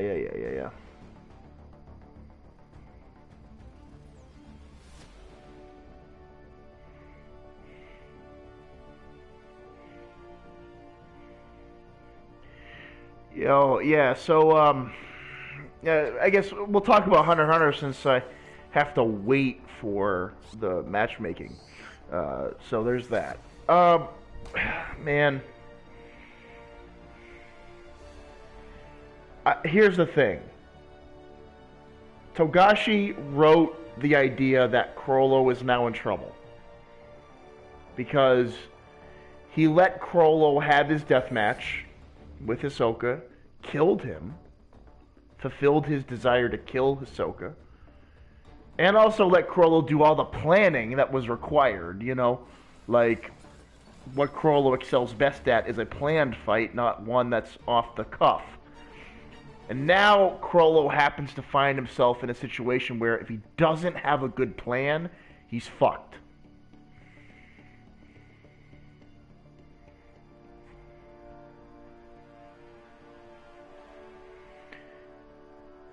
Dude, don't be surprised because, like, think about it. You know, Hisoka Chrollo round 2 is probably going to happen. If it doesn't, I'd be intrigued as to what actually does affect Chrollo. Like, Hisoka, to me right now, is going to be an assassin, not a fighter.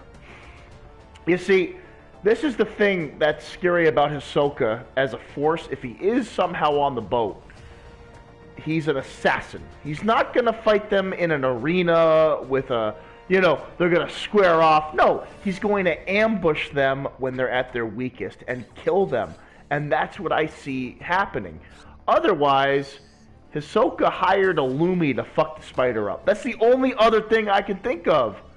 Like, Illumi is the wild card. Illumi is the force to be reckoned with. He has all of these possible people on the boat he can control with his ability. It's just, he has so many options.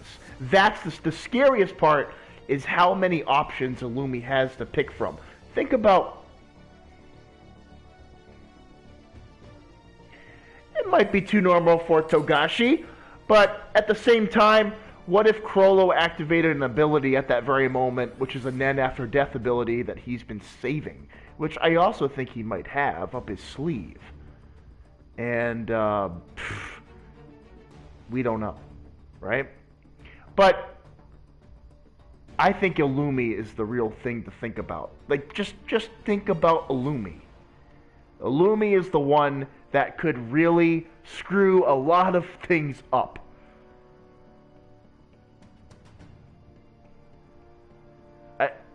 And people think, yeah, he's trying to kill Ahsoka. Well, maybe not. Maybe Ahsoka and he are working together one more time. And maybe Illumi's going to sabotage the spider from within, which is a cliche mobster trope. But it's one that I wouldn't be offended by in this situation.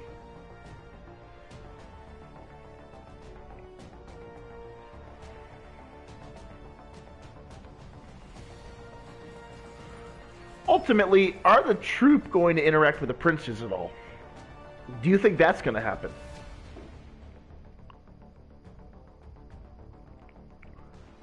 Because honestly, right now, I think some of the troop members would have a lot to worry about if they found themselves confronting a prince.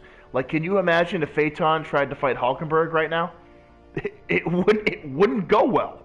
Like, if he went in without knowledge about Hulkenberg, and Hulkenberg was with like 10 of his guys, and Phaeton said, I'm going to kill this guy right now with one blow. No, you're not.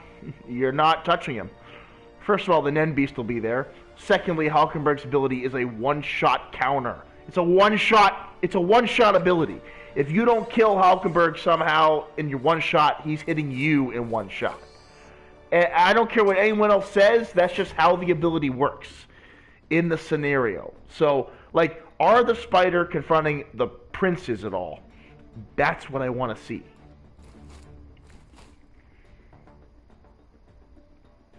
That's the thing.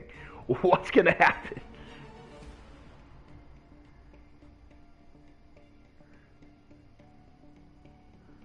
The Necro, one of the two dies, the other one gains his Nen. Interesting. That's interesting.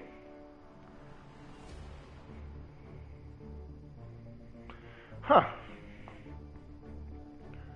I mean, here's the thing. Like, you would have to believe that Kaluto is an interest of Illumi, right? So why would, like, does the Zoldyck family want Kaluto in the troop? The same troop that once attacked Silva and Zeno, right? You think Saranich, and the troop are gonna work together? Oh shit, man.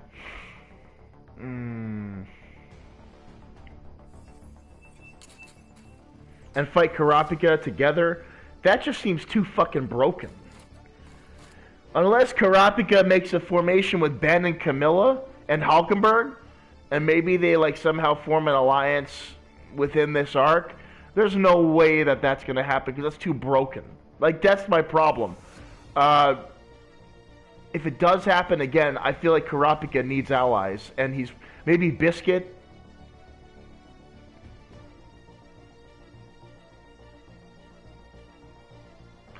Very interesting idea. Very interesting, and that would lead to Illumi sabotaging the spider. That's an interesting plot device right there.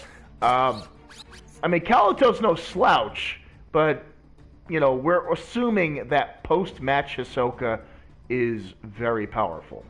We're assuming this. We don't have any, like, hard feats to back that up, but at the same time, we assume that his post-mortem Nen and desire to exact revenge and kill the spider is very strong, and his Nen is stronger because of it. Because again, Nen is based on your mental strength and willpower and spirit and training, all of that combined.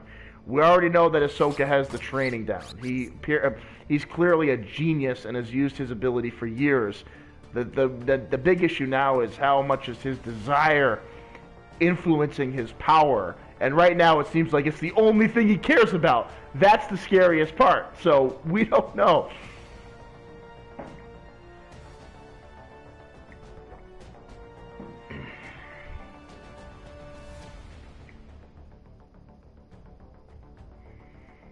I mean, ultimately, I feel like it has to be Saranich and Karapika as the final fight. What other character would confront the guy with the eyes? I don't see it. So it ultimately has to be that. So how do we get there? That's what I would ask. I think Saranich is going to kill all the other princes that are in his way. I think he's going to avoid murder, basically, and outlast everyone else. The power of this war, again, is not raw strength. It is your ability to intercept your opponent's thoughts and motivations.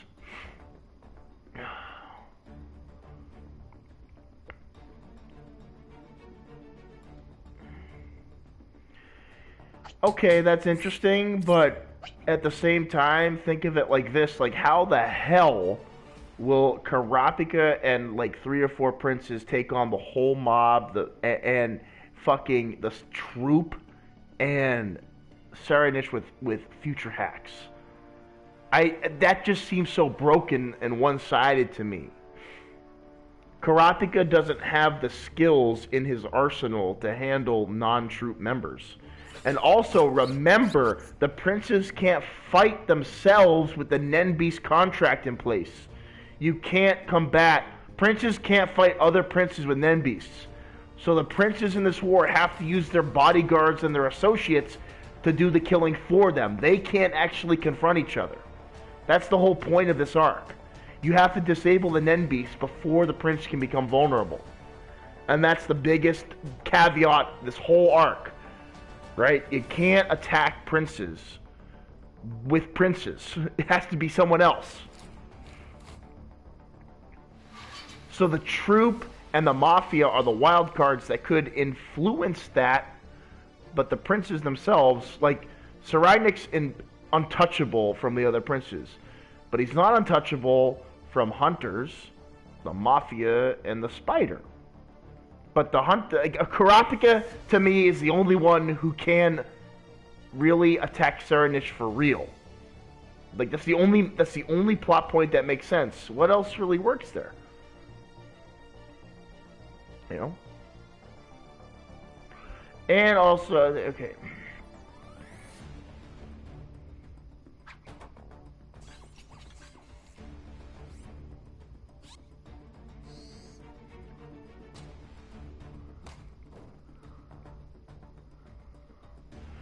Interesting. I agree with you 100% that it's going to be more like the Cold War. Like, this whole arc is about knowledge and sabotage. 100%. Oh, absolutely.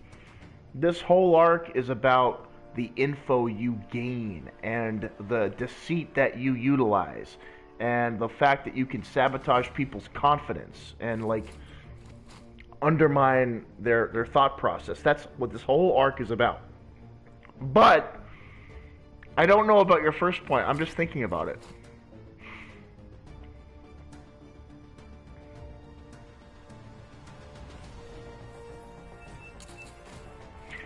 I don't know about that, my man, because remember, Hisoka used his Nen against Razor's full-powered volleyball shot, and he was able to reflect it back. I mean, Bungee Gum in itself is a versatile technique that can really... And he had no problem killing fucking Goto, the head butler of the Zoldyck. Like, I don't know, man. I don't know if that theory holds up. It's a cool theory, but... Are you saying after death that he's saving all of his strength for the spider? Maybe that makes sense. But then I worry about Gon, but if Gon's written out of the story, then yeah, it's all about the troop. So you could have a point there.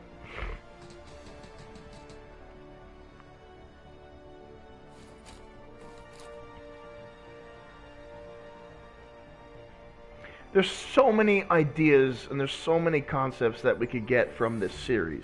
Hunter x Hunter is so crazy. That's why I love reading it and reacting for you guys. I love enjoying the series and thinking of topics and discussions for the community. It's so much fun. I can't tell you any of the answers. I can only hypothesize. It's really refreshing to have a series that keeps me guessing this much. I love it. I love it, man. My personal theory is that in the next arc, let's talk about what happens in the next arc of chapters. So, the next 10 chapters. I think one more prince might bite the bucket, and it might be Tyson. Or it could be Miriam. But again, with Miriam, I have a problem with that because Biscuit and Hanzo are guarding Miriam. And those are some really skilled hunters, so that would put a point against Biscuit. And I think I want to see Biscuit like wreck somebody in this arc. I want to see her KO somebody, man. I'm waiting for that. But at the same time,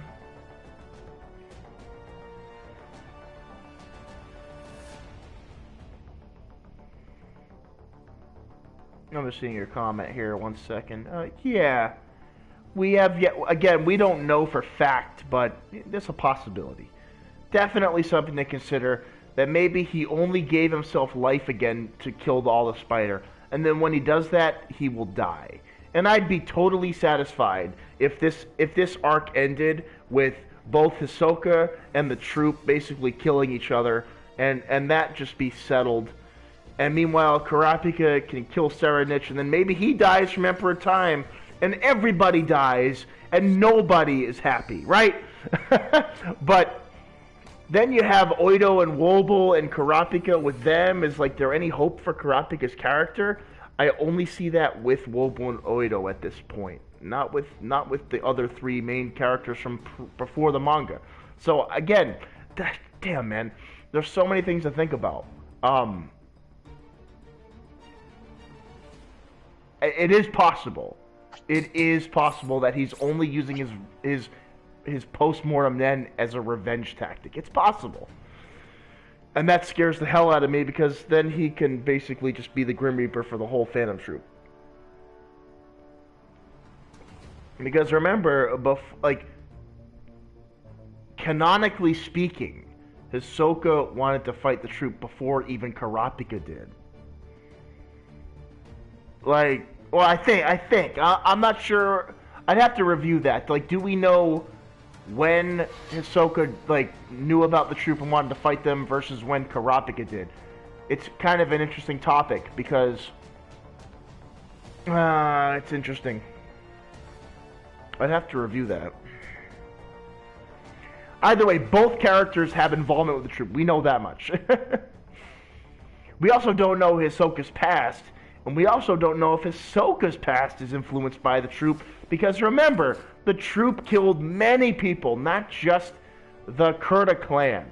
The troop were notorious murderers. Maybe Hisoka is personally involved with a murder incident by the troop, and that would make me so hyped, because it then writes the whole idea that Hisoka wants to fight strong people, because maybe he wasn't able to save his brethren and sisters back then. Now he's strong and he wants... There's so many ways that Hisoka could have gotten so twisted up. Maybe the troop caused it. I would fucking love that. I would really love that. And yes, I know there's a one-shot manga. I know that's technically not canon, but it's close to canon, about Hisoka's past and his ability with bungee gum, and we need Togashi to write it in the manga before we really talk about it. And Togashi doesn't do past stuff. Like, we're not getting flashbacks with Togashi. We don't really ever get flashbacks with Togashi. In this arc, for example, no flashbacks. Nothing.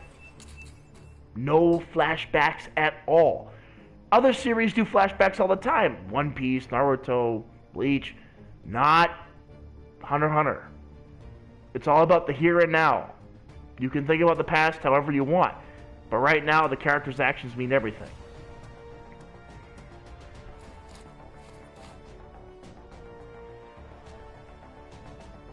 This is kind of turning into a Hunter x Hunter discussion, and I'm not opposed to that. We're not getting a fucking match. That's my biggest problem. I have one more match in me. I'm more than happy to keep talking about Hunter x Hunter, though.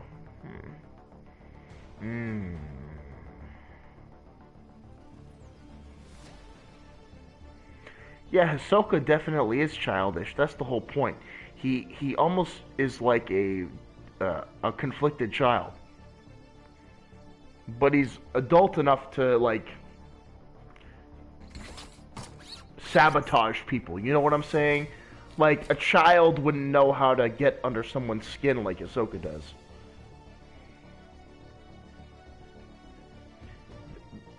Sure, I agree with you. I agree with you that he bit off more than he could chew and he realized the error of his ways. But at the same time, like, the fact of the matter is, this was bound to happen with the character. If he was even considering a post-mortem opportunity, he said, I guess I'll use it anyway. That means that he's always had this ability in his back pocket. I think people overlook that. Hisoka always thought that he would...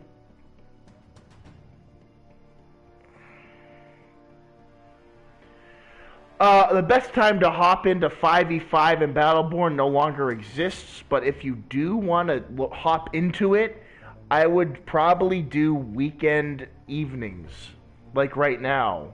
I don't do 5-mans myself very much, but if you would like to try, weekend nights should be the best. We're kind of at the death point of this game, so the population is a lot smaller than it ever has been, but good luck to you. Always try evenings. That's all I can tell you.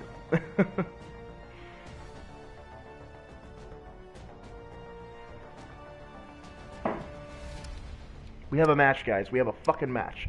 And we have Incursion. Let's go. Let's go. No. We're not doing Meltdown. Fuck that. Oh, right now it's about almost 9 o'clock at night.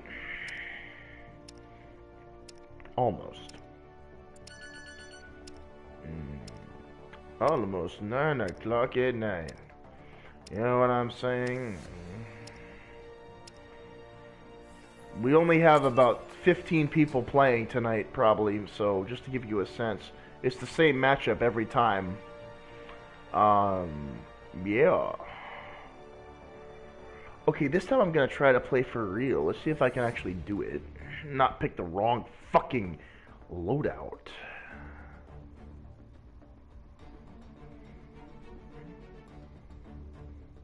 Yo, man. Hey, good night, and hope you're enjoying Italy. And thanks for checking in, man. I hope Hunter x Hunter comes back this spring. I can't wait.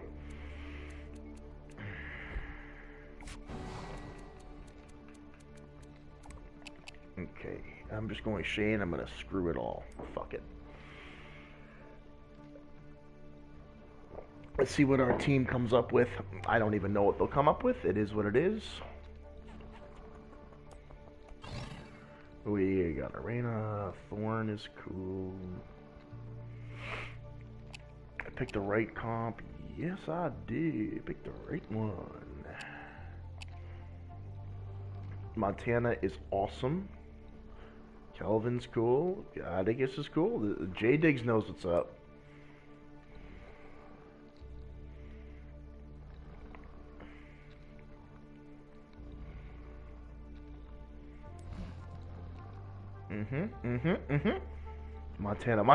Montana. Yes! Oh my god, we have an actual comp this round? I can't believe it. We have an actual comp, guys. It's there. We have a fucking comp. I can't believe this, dude. I want to get fucking revenge. I really do. I really fucking do. Like, you wouldn't fucking believe.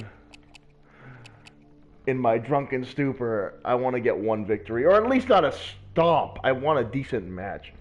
And it looks like, besides, I don't know, our Ernest player, we may have a chance here.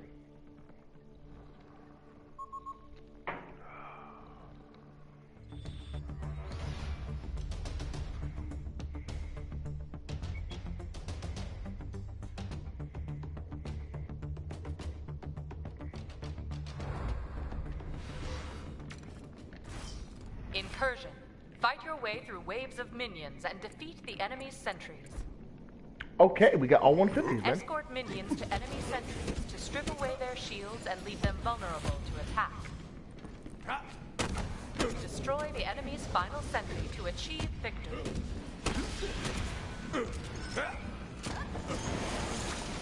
Opening bay doors in 3, 2, 1. Begin. Minion fabrication initialized. Oh no! Oh, come on! I swear, if you're not playing, Damon, I swear to, oh my goodness, man. Oh, is he playing? Come on, Damon, please play, man. Come on! I wanted a match, dude! The people watching my video need something!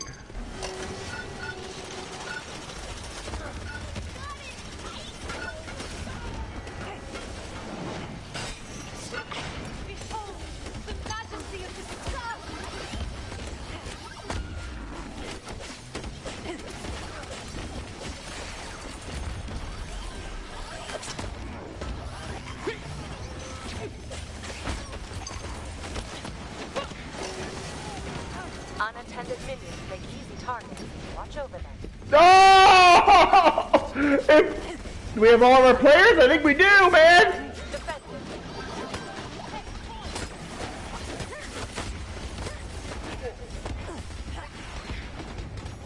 No, we do.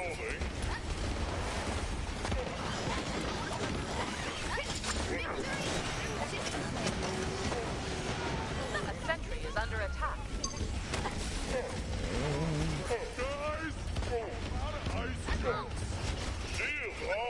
Who the fuck is hitting me, man? Hey, someone help me kill these guys. I think Benedict is.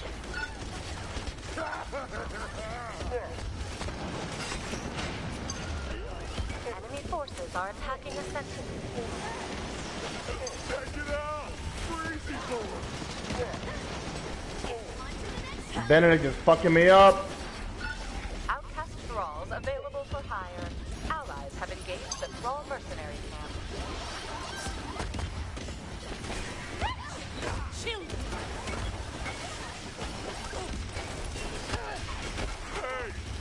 A sentry has engaged the enemy. Defend it.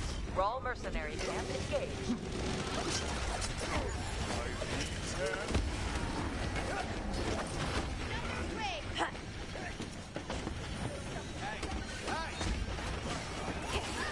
Allies are attacking a thrall mercenary camp. Step by step.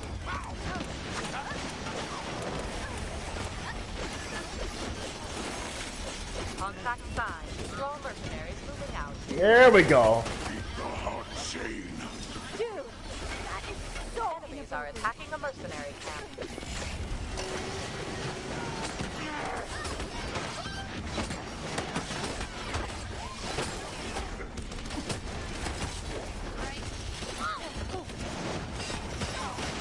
Enemies have engaged with Thrall mercenaries.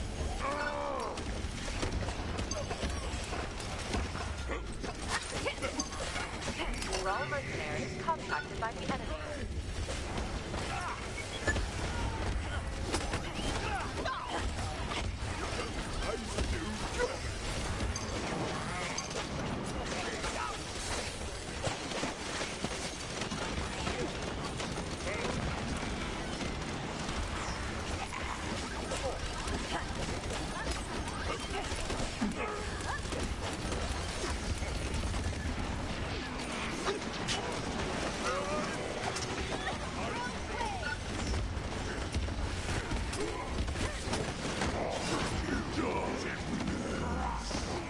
That means the ice golem is down. Outcast thralls detected.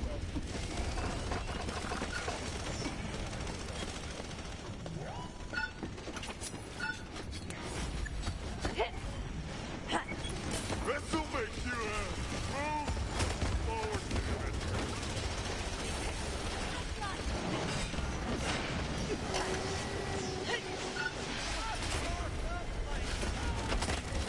Oh, how radiant!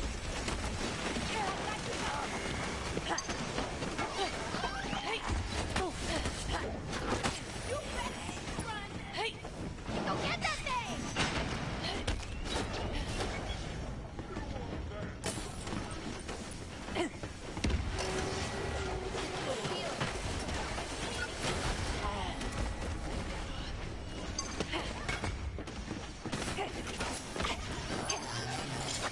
This is an actual match. Outcast thralls available for hire. A sentry is under attack.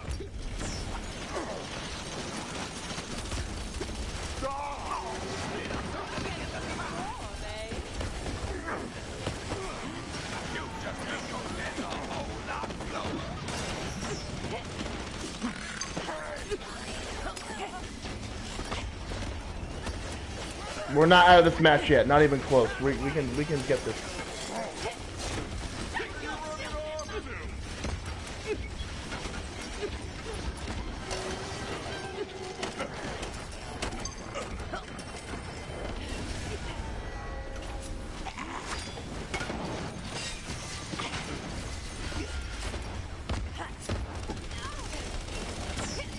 Enemy forces have engaged our sentry. Hired muscle at this location. This team actually coordinates. I can't believe it, man.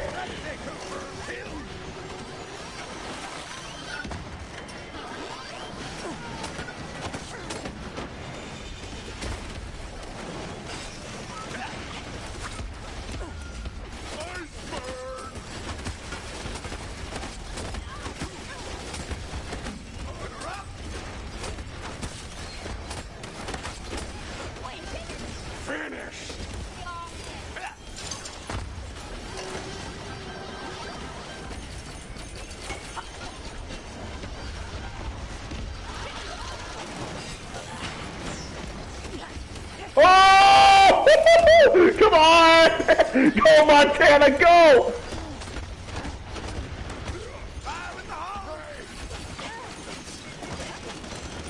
Yo, having a Montana is so refreshing. That knows what he's doing on top of that. We are not detectives!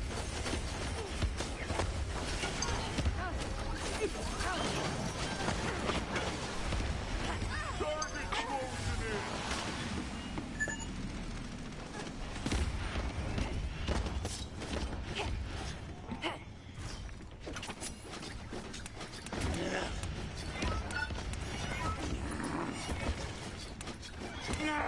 Our enemies are attacking a mercenary camp.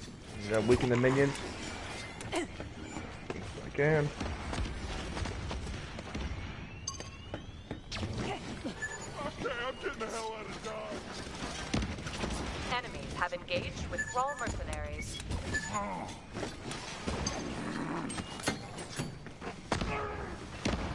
Hostile Thrall mercenaries inbound.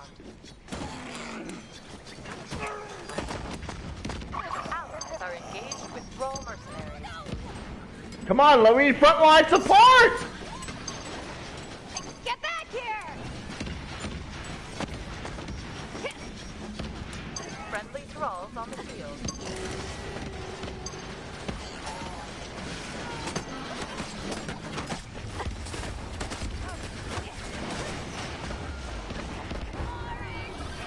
The team has not... Why are we not on lane right now? Got eyes on an enemy. What were they doing that whole time? They were getting a Thrall, but why were all of them on the Thrall? What the fuck, man? Oh my god, why were they all on Thrall? Why? Why? My brain is scrambled right now. Sentry under fire. It's a...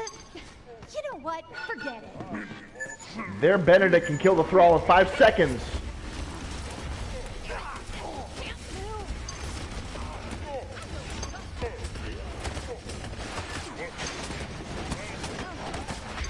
Why? Why do they all go to fucking Thrall?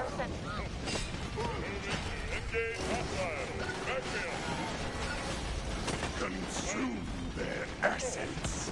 Alright, come on, man!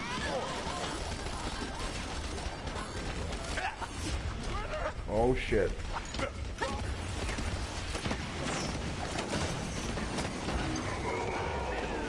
Enemy forces are attacking a sentry. Here I am!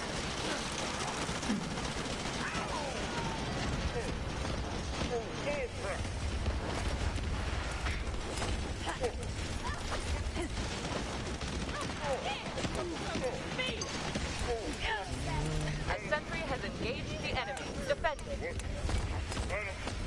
Thrall mercenaries spotted on the battlefield. Only one sentry stands between us and them. Protect it.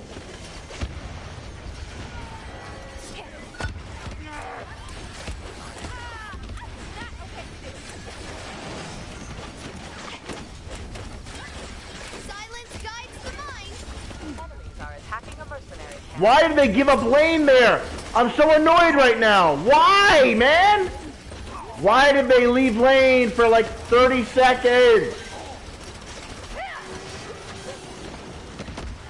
Our foes have moved on a Thrall mercenary camp.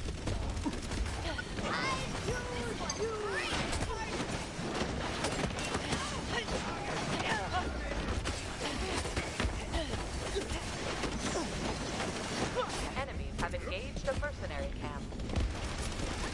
Why? Why?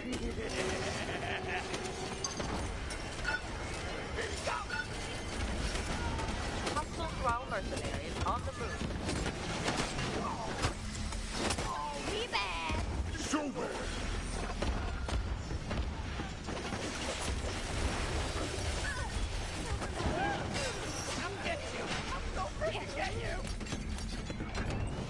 This is horrible, man. Why? You guys saw the play I'm talking about. You can go watch the replay. When they left lane open, I was like screaming.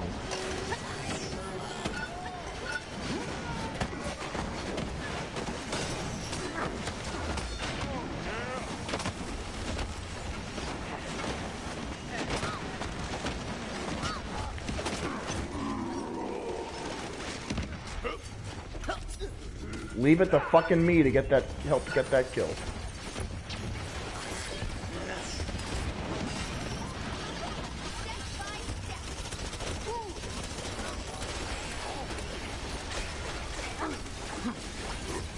That's C1! Don't let him escape!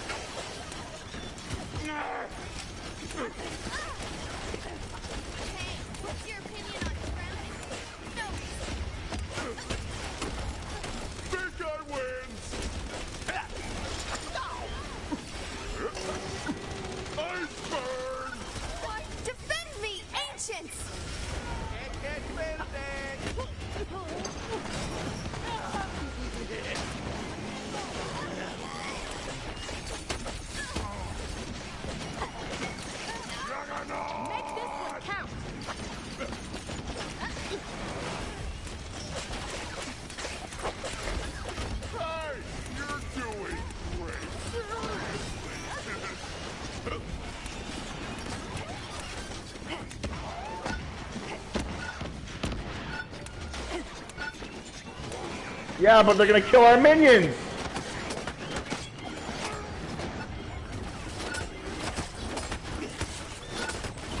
Setting itself, reinforced. So freaking heroic. Hostile Thrall mercenaries coming this way.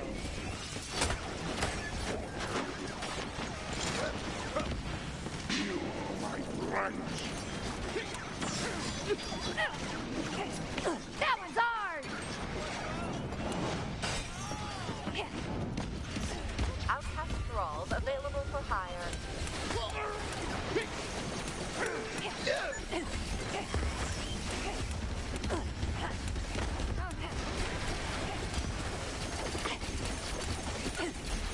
Liquid snake. Dome deployed. Check it out! Crazy bullet! What goes up must kick your ass! Skulls to crack the bomb. Pop quiz, people! What's pointy, explosive, and red? Enemy bosses in the dark, kibble at the slightest provocation.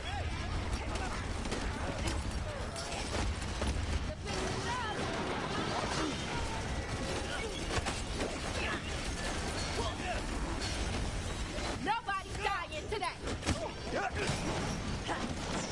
Hired muscle at this location. Power play. Only 2 hostiles remain.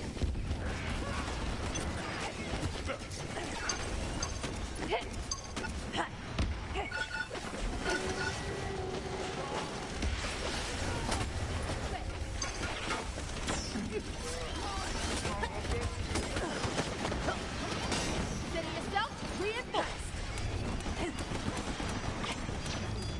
Sojourn to the now. Heard there were some actors that needed safe. Someone mapping these? Nah, we don't need a map.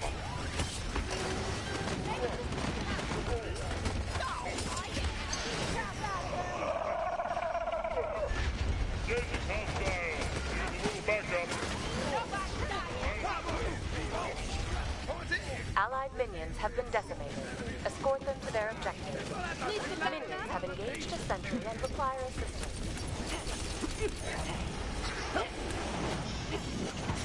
Yeah! Eliminate.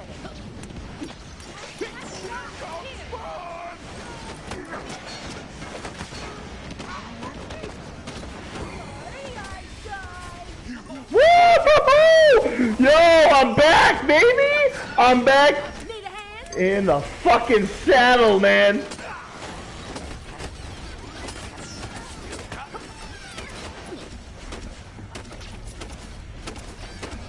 Target mark. Vehicle. Surge forward. Beat the hot chain.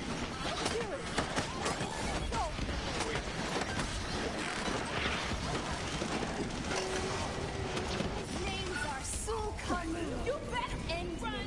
Consider yourself free. Shield up. Get some cover.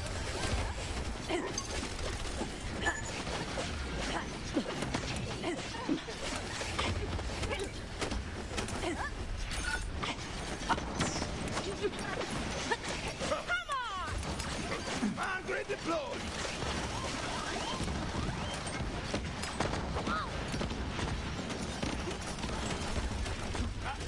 Take some cover.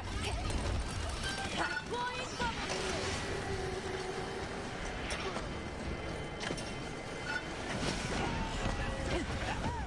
Look, children.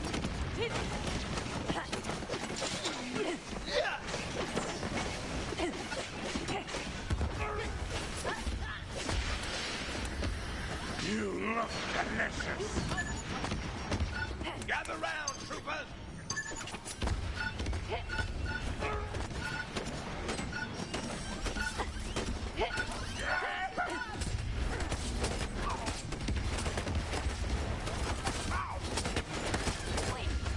Finished.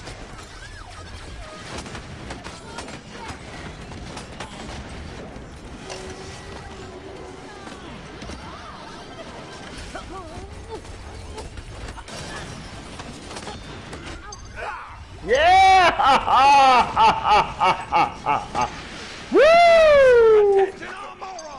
Please step on these at your earliest convenience. Jump incoming!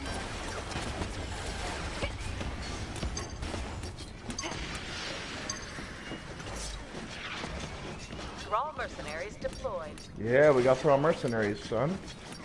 The enemy!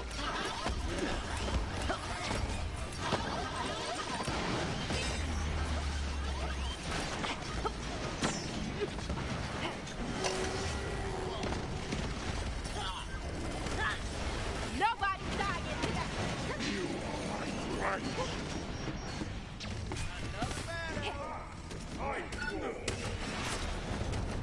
Mine's ready.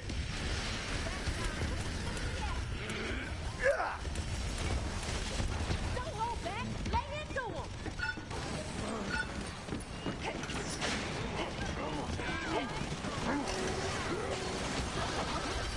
Take some cover! Damn it! You're doing this the hard way. Guide minions to the center. The stars! The poetry of heaven! Crater Maker! Sojourn to the now! Oh, Outcast thralls available for hire.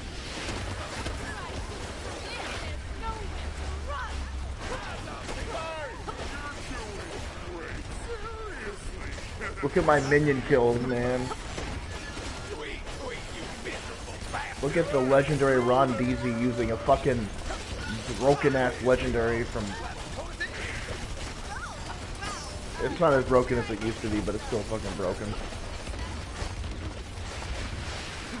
Need some backup? Come on, Args! Let's get back out there!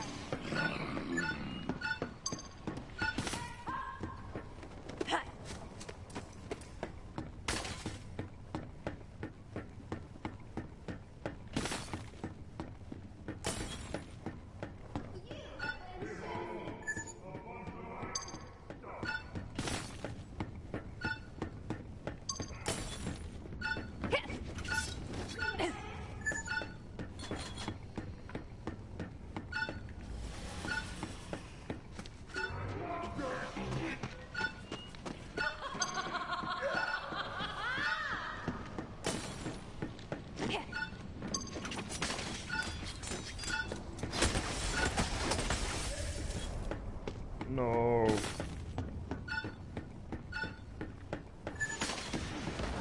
Check it out! Crazy bullet! Take some cover! Charge out! Ha! Heard there were some actions that needed saving.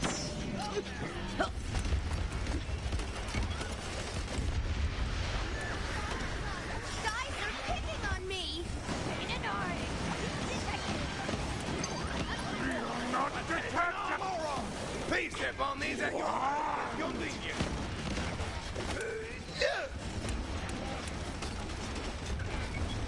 Good riddance.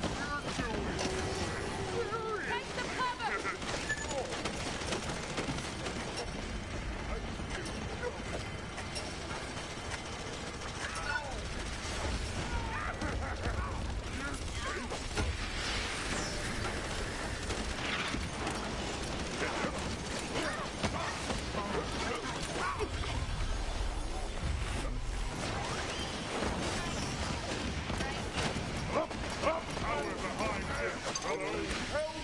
Need some backup? He's using the fucking legendary. That cheesy bitch, man. He would have been dead there if he wasn't using that legendary, that repeats the skill. Oh my god, dude, that's so annoying. That's so fucking annoying. That's why I can't kill the Kelvin, because he keeps using his... He spams his ability.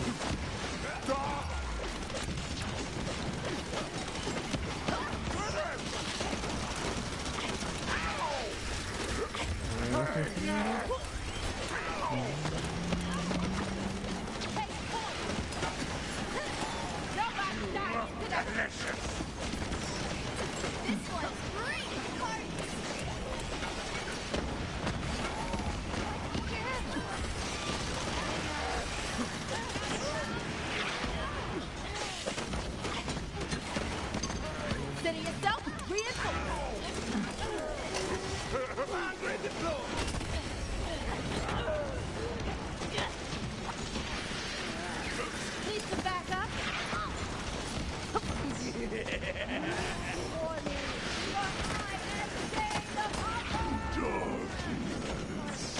Yeah, you son of a bitch, using the legendary cheese.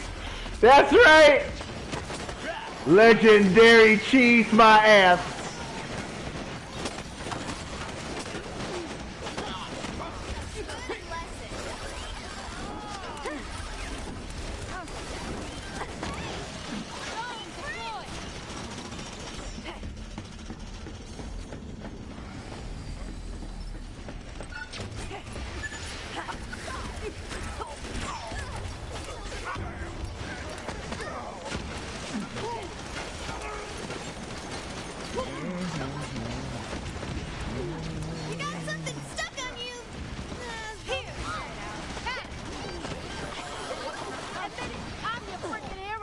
Nice.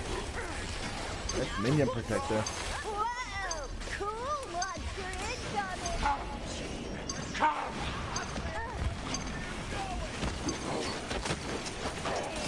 Iron muscle at this Stop location. calling me that!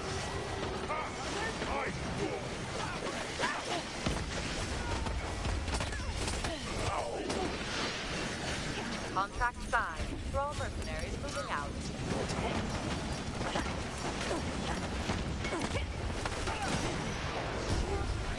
Kill him! Ah, come on, kill him!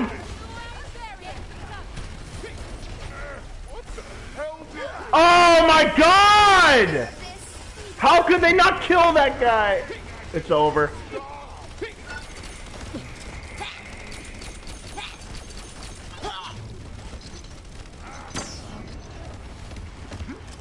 Oh no, we got minions. Good fucking minion play. That was crap. Fuck your legendary cheese run, DZ. Oh my god. He's 0-7. But man, oh. Got eyes on an enemy! There were some axes that needed space.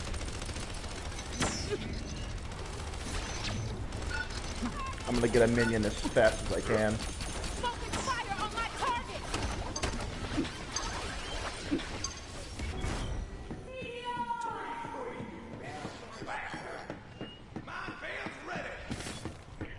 Oh my god, dude. Thrall mercenary camp engaged.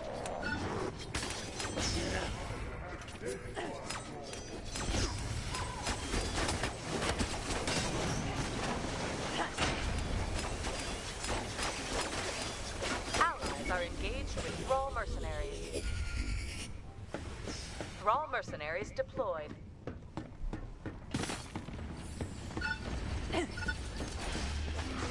This'll make you Get some cover! I hunger for you! Do that again when you're a little less dead! Deploy!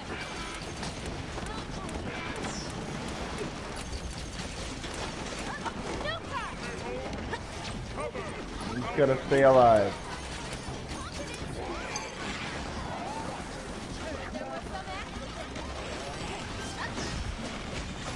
Kelvin? Kelvin? Watch your step, hostile!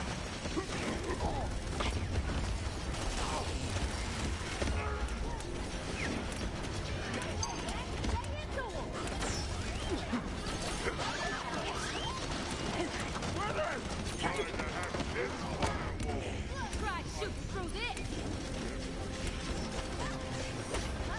Pop quiz, people! Thrall mercenaries spotted on the battlefield. People at the slightest provocation! Oh, damn it!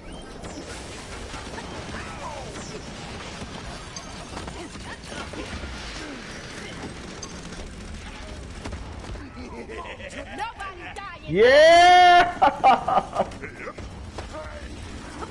Steady yourself, reinforce! You are my beast!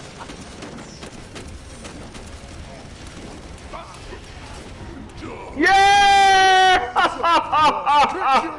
Yes, son! Yes!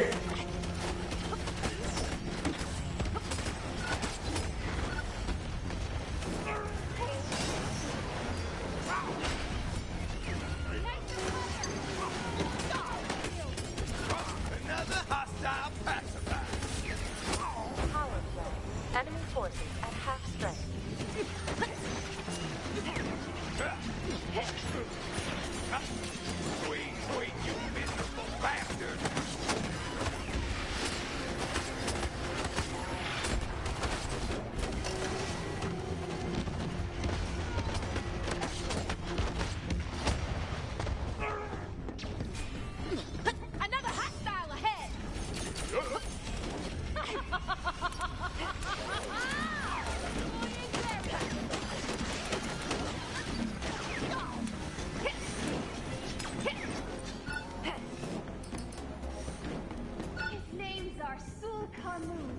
We got it, man. Victory! I have to know how this works, huh?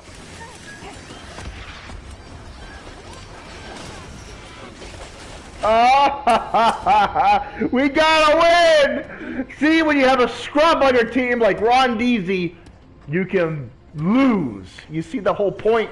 The first matches we played, a bad player will always cost you. A competent team, at the very least, somewhat competent, always wins. Always.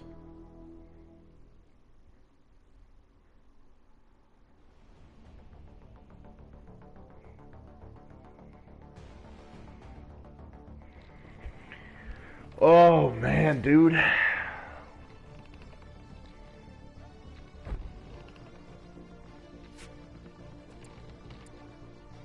We got a match for the fuck. We didn't get the score for it, which is funny. But we got the fucking win. I like that. We got the fucking win.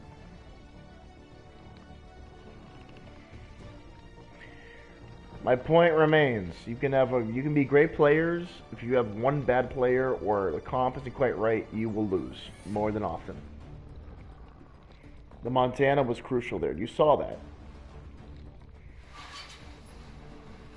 I was scared though, because we gave up lane like midway through. I'm like, what the fuck are they doing? But we came back. We came back.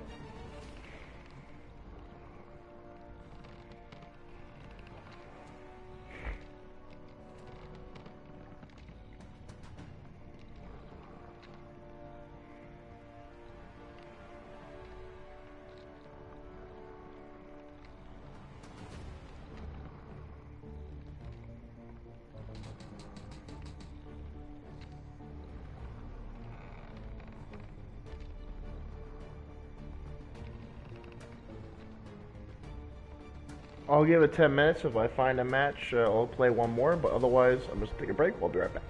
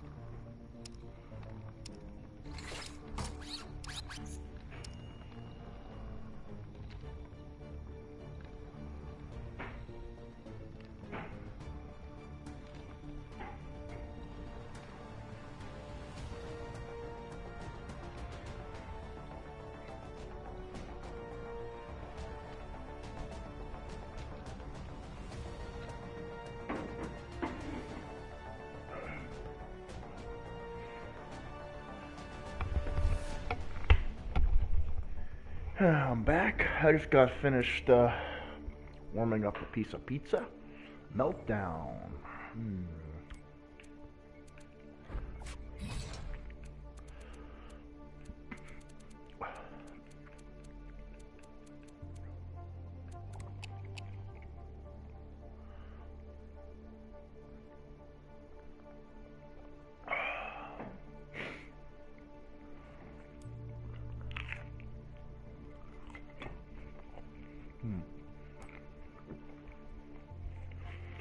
Gotta eat this quick. Just put it in the toaster oven. Oh, has some peppers on it. Oh, it's fucking spicy. Oh, I love that shit.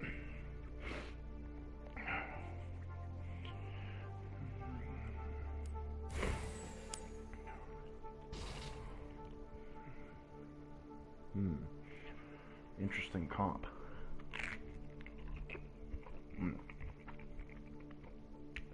Pizza's so good.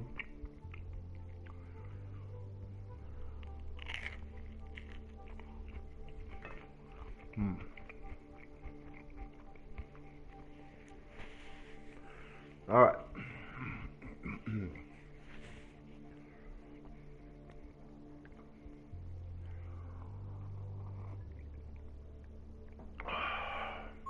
Okay.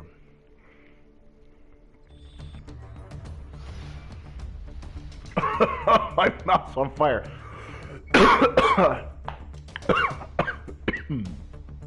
My apologies. In my last match, though. Meltdown. Earn points by guiding your minions to designated incinerators and destroy enemy minions before they reach their own. The bigger the minion, the more points you'll earn by sacrificing it. The first team to reach the score limit will trigger the finale and gain an advantage based on the size of their lead. The other guys will be killed! Add these hot peppers on this pizza. It's so spicy, but I love it, man.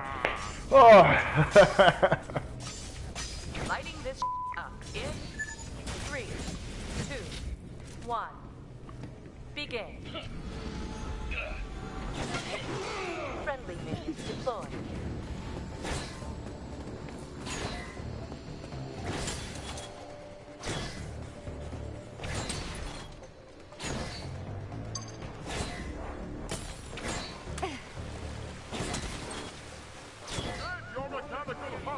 Everyone, it's Shane and Orange.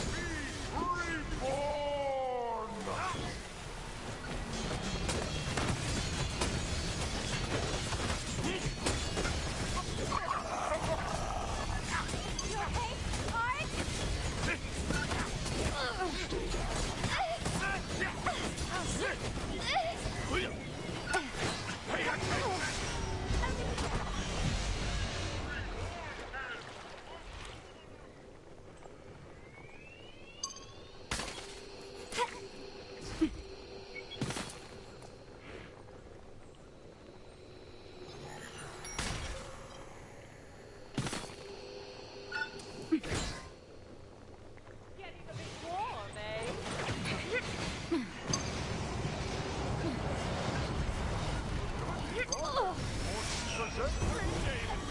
Oh, Raph came around the other side. Oh.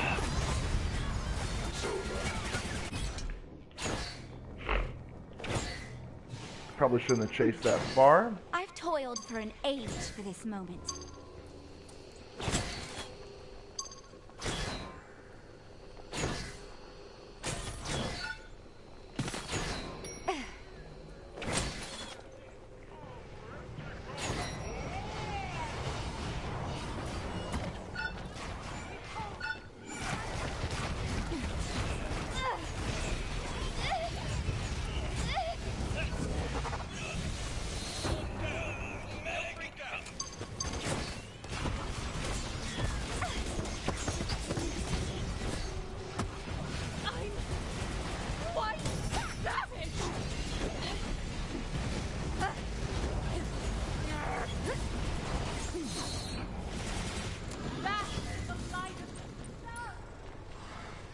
I'm gonna sacrifice my shards for this.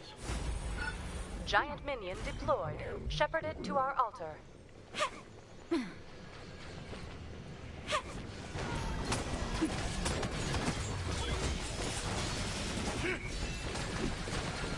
honor was mine. We are acquainted, are we not?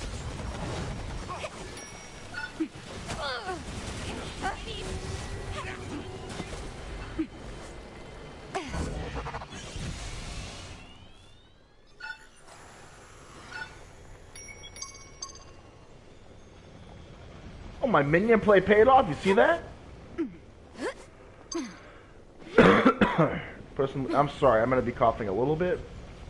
I am so preemptively disappointed in you! Gather round, children.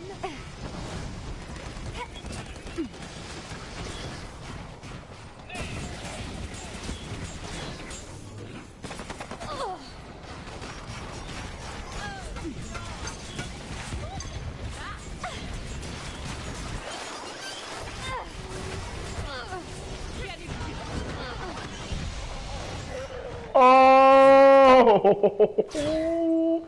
You ain't catching me that easy, son. I need my defense, man. I need my defensive,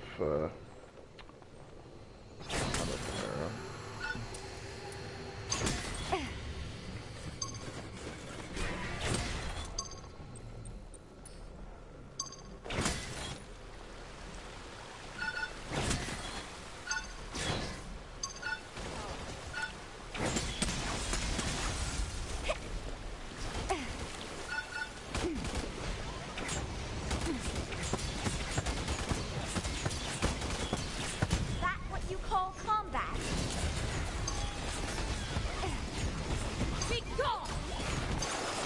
I've already forgotten.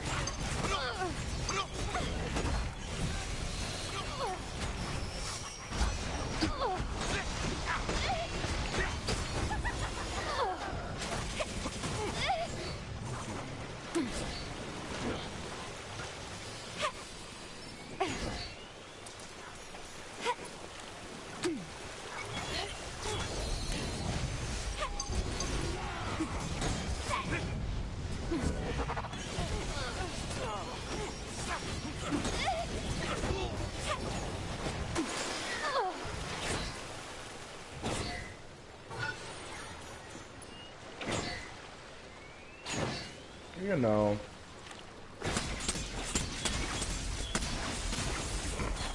Yeah. That's all comes with practice, guys.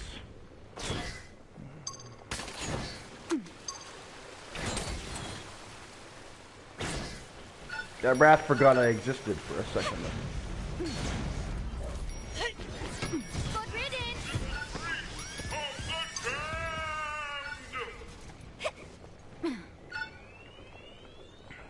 I've located the enemy.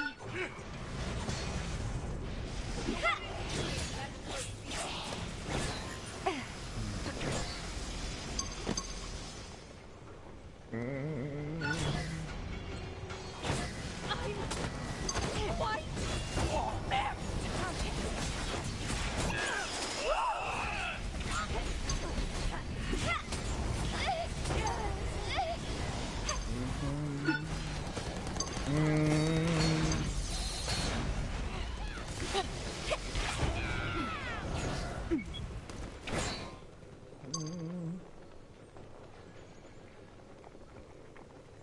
Oh dear. Excuse me, Shane. May I borrow Oryx for a very, humane experiment?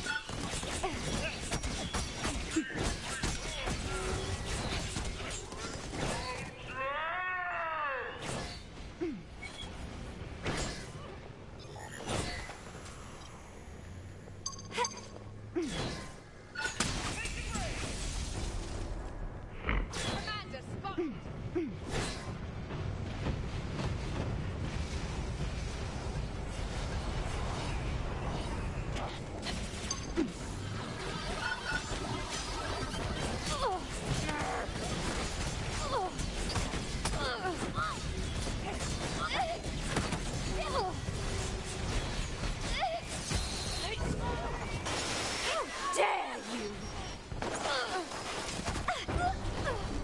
was worth it. It was worth it.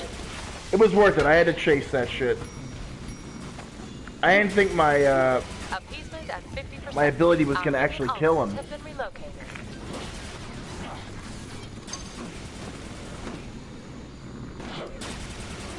Solves everything. Yes, well, this time I'm actually going to try, so you better watch out! Oh shit. That bite was really spicy. I love it.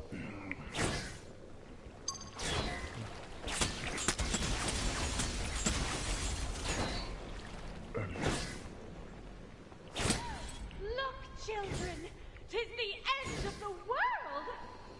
Oh my god, I need like just a few more fucking shards. Giant minion moving out. Bring it to Minrek.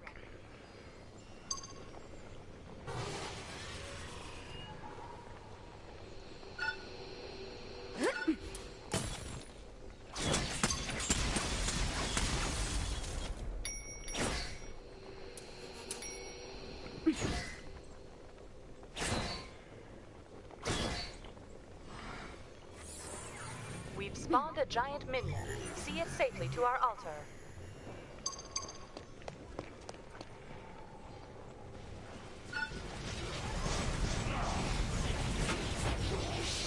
You will not survive! Power play. Only 2 hostiles remain.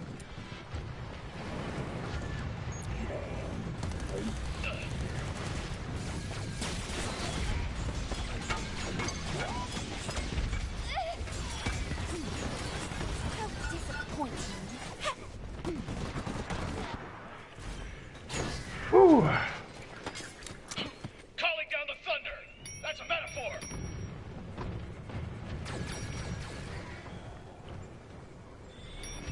Victory My mouth is within on fire. reach. Appease our tyrannical robots. Whoa.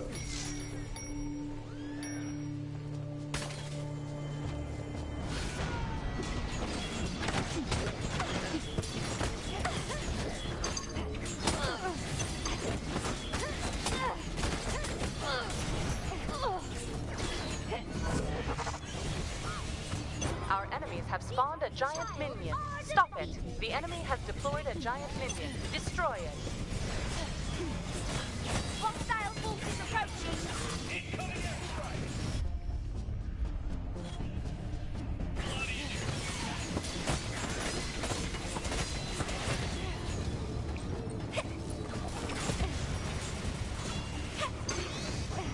Are you frightened yet?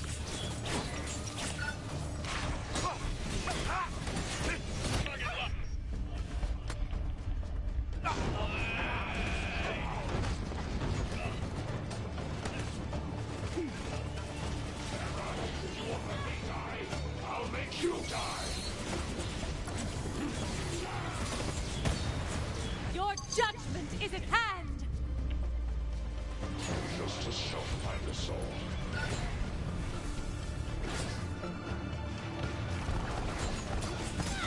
Please allow me!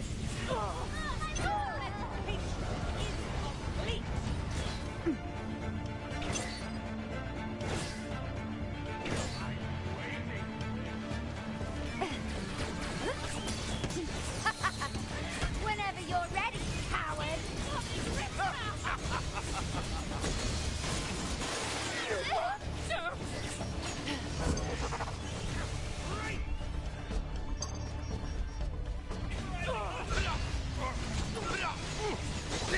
Target locked. Blow stuff up.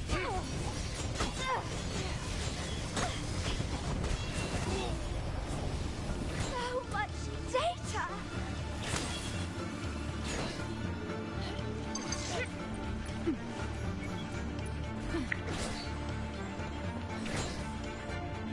Okay.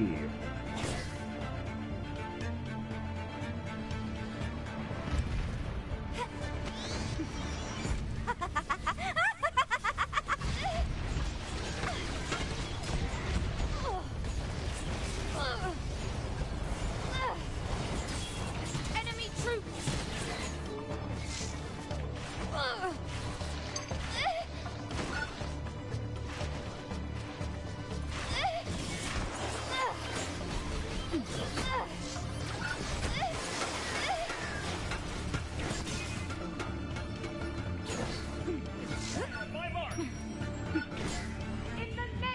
the Empress!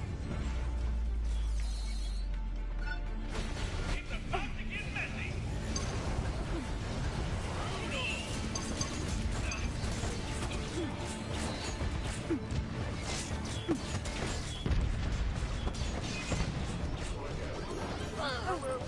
Thank you for your commitment towards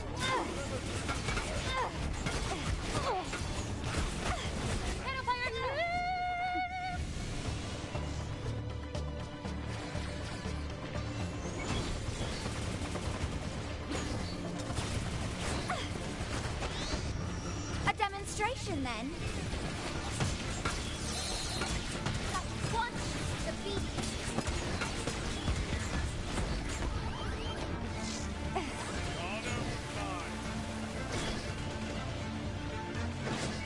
This is the one I desire!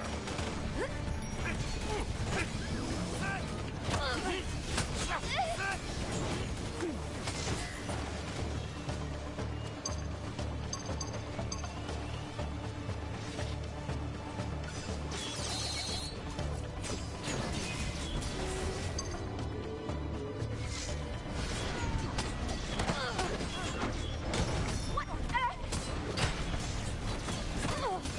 There's nowhere to run.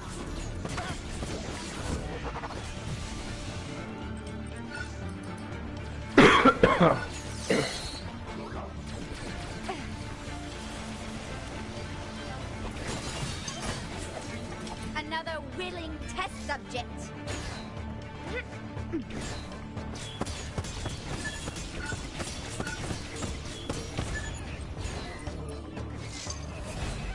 Shy, come close. Score limit reached.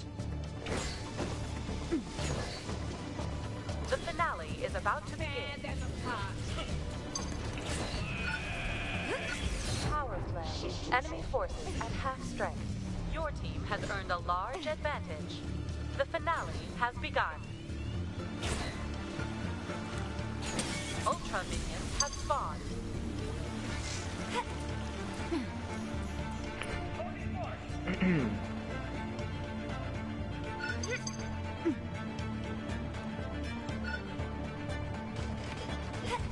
Damn you.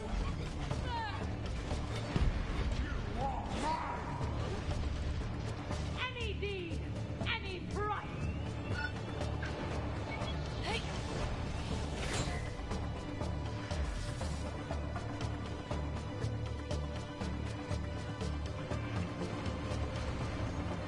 Target locked.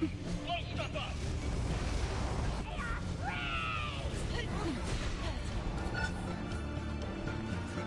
Ta-ta.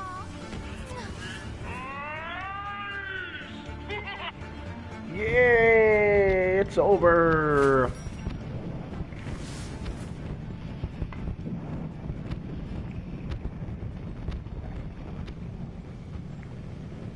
Get some scrubs from the other team.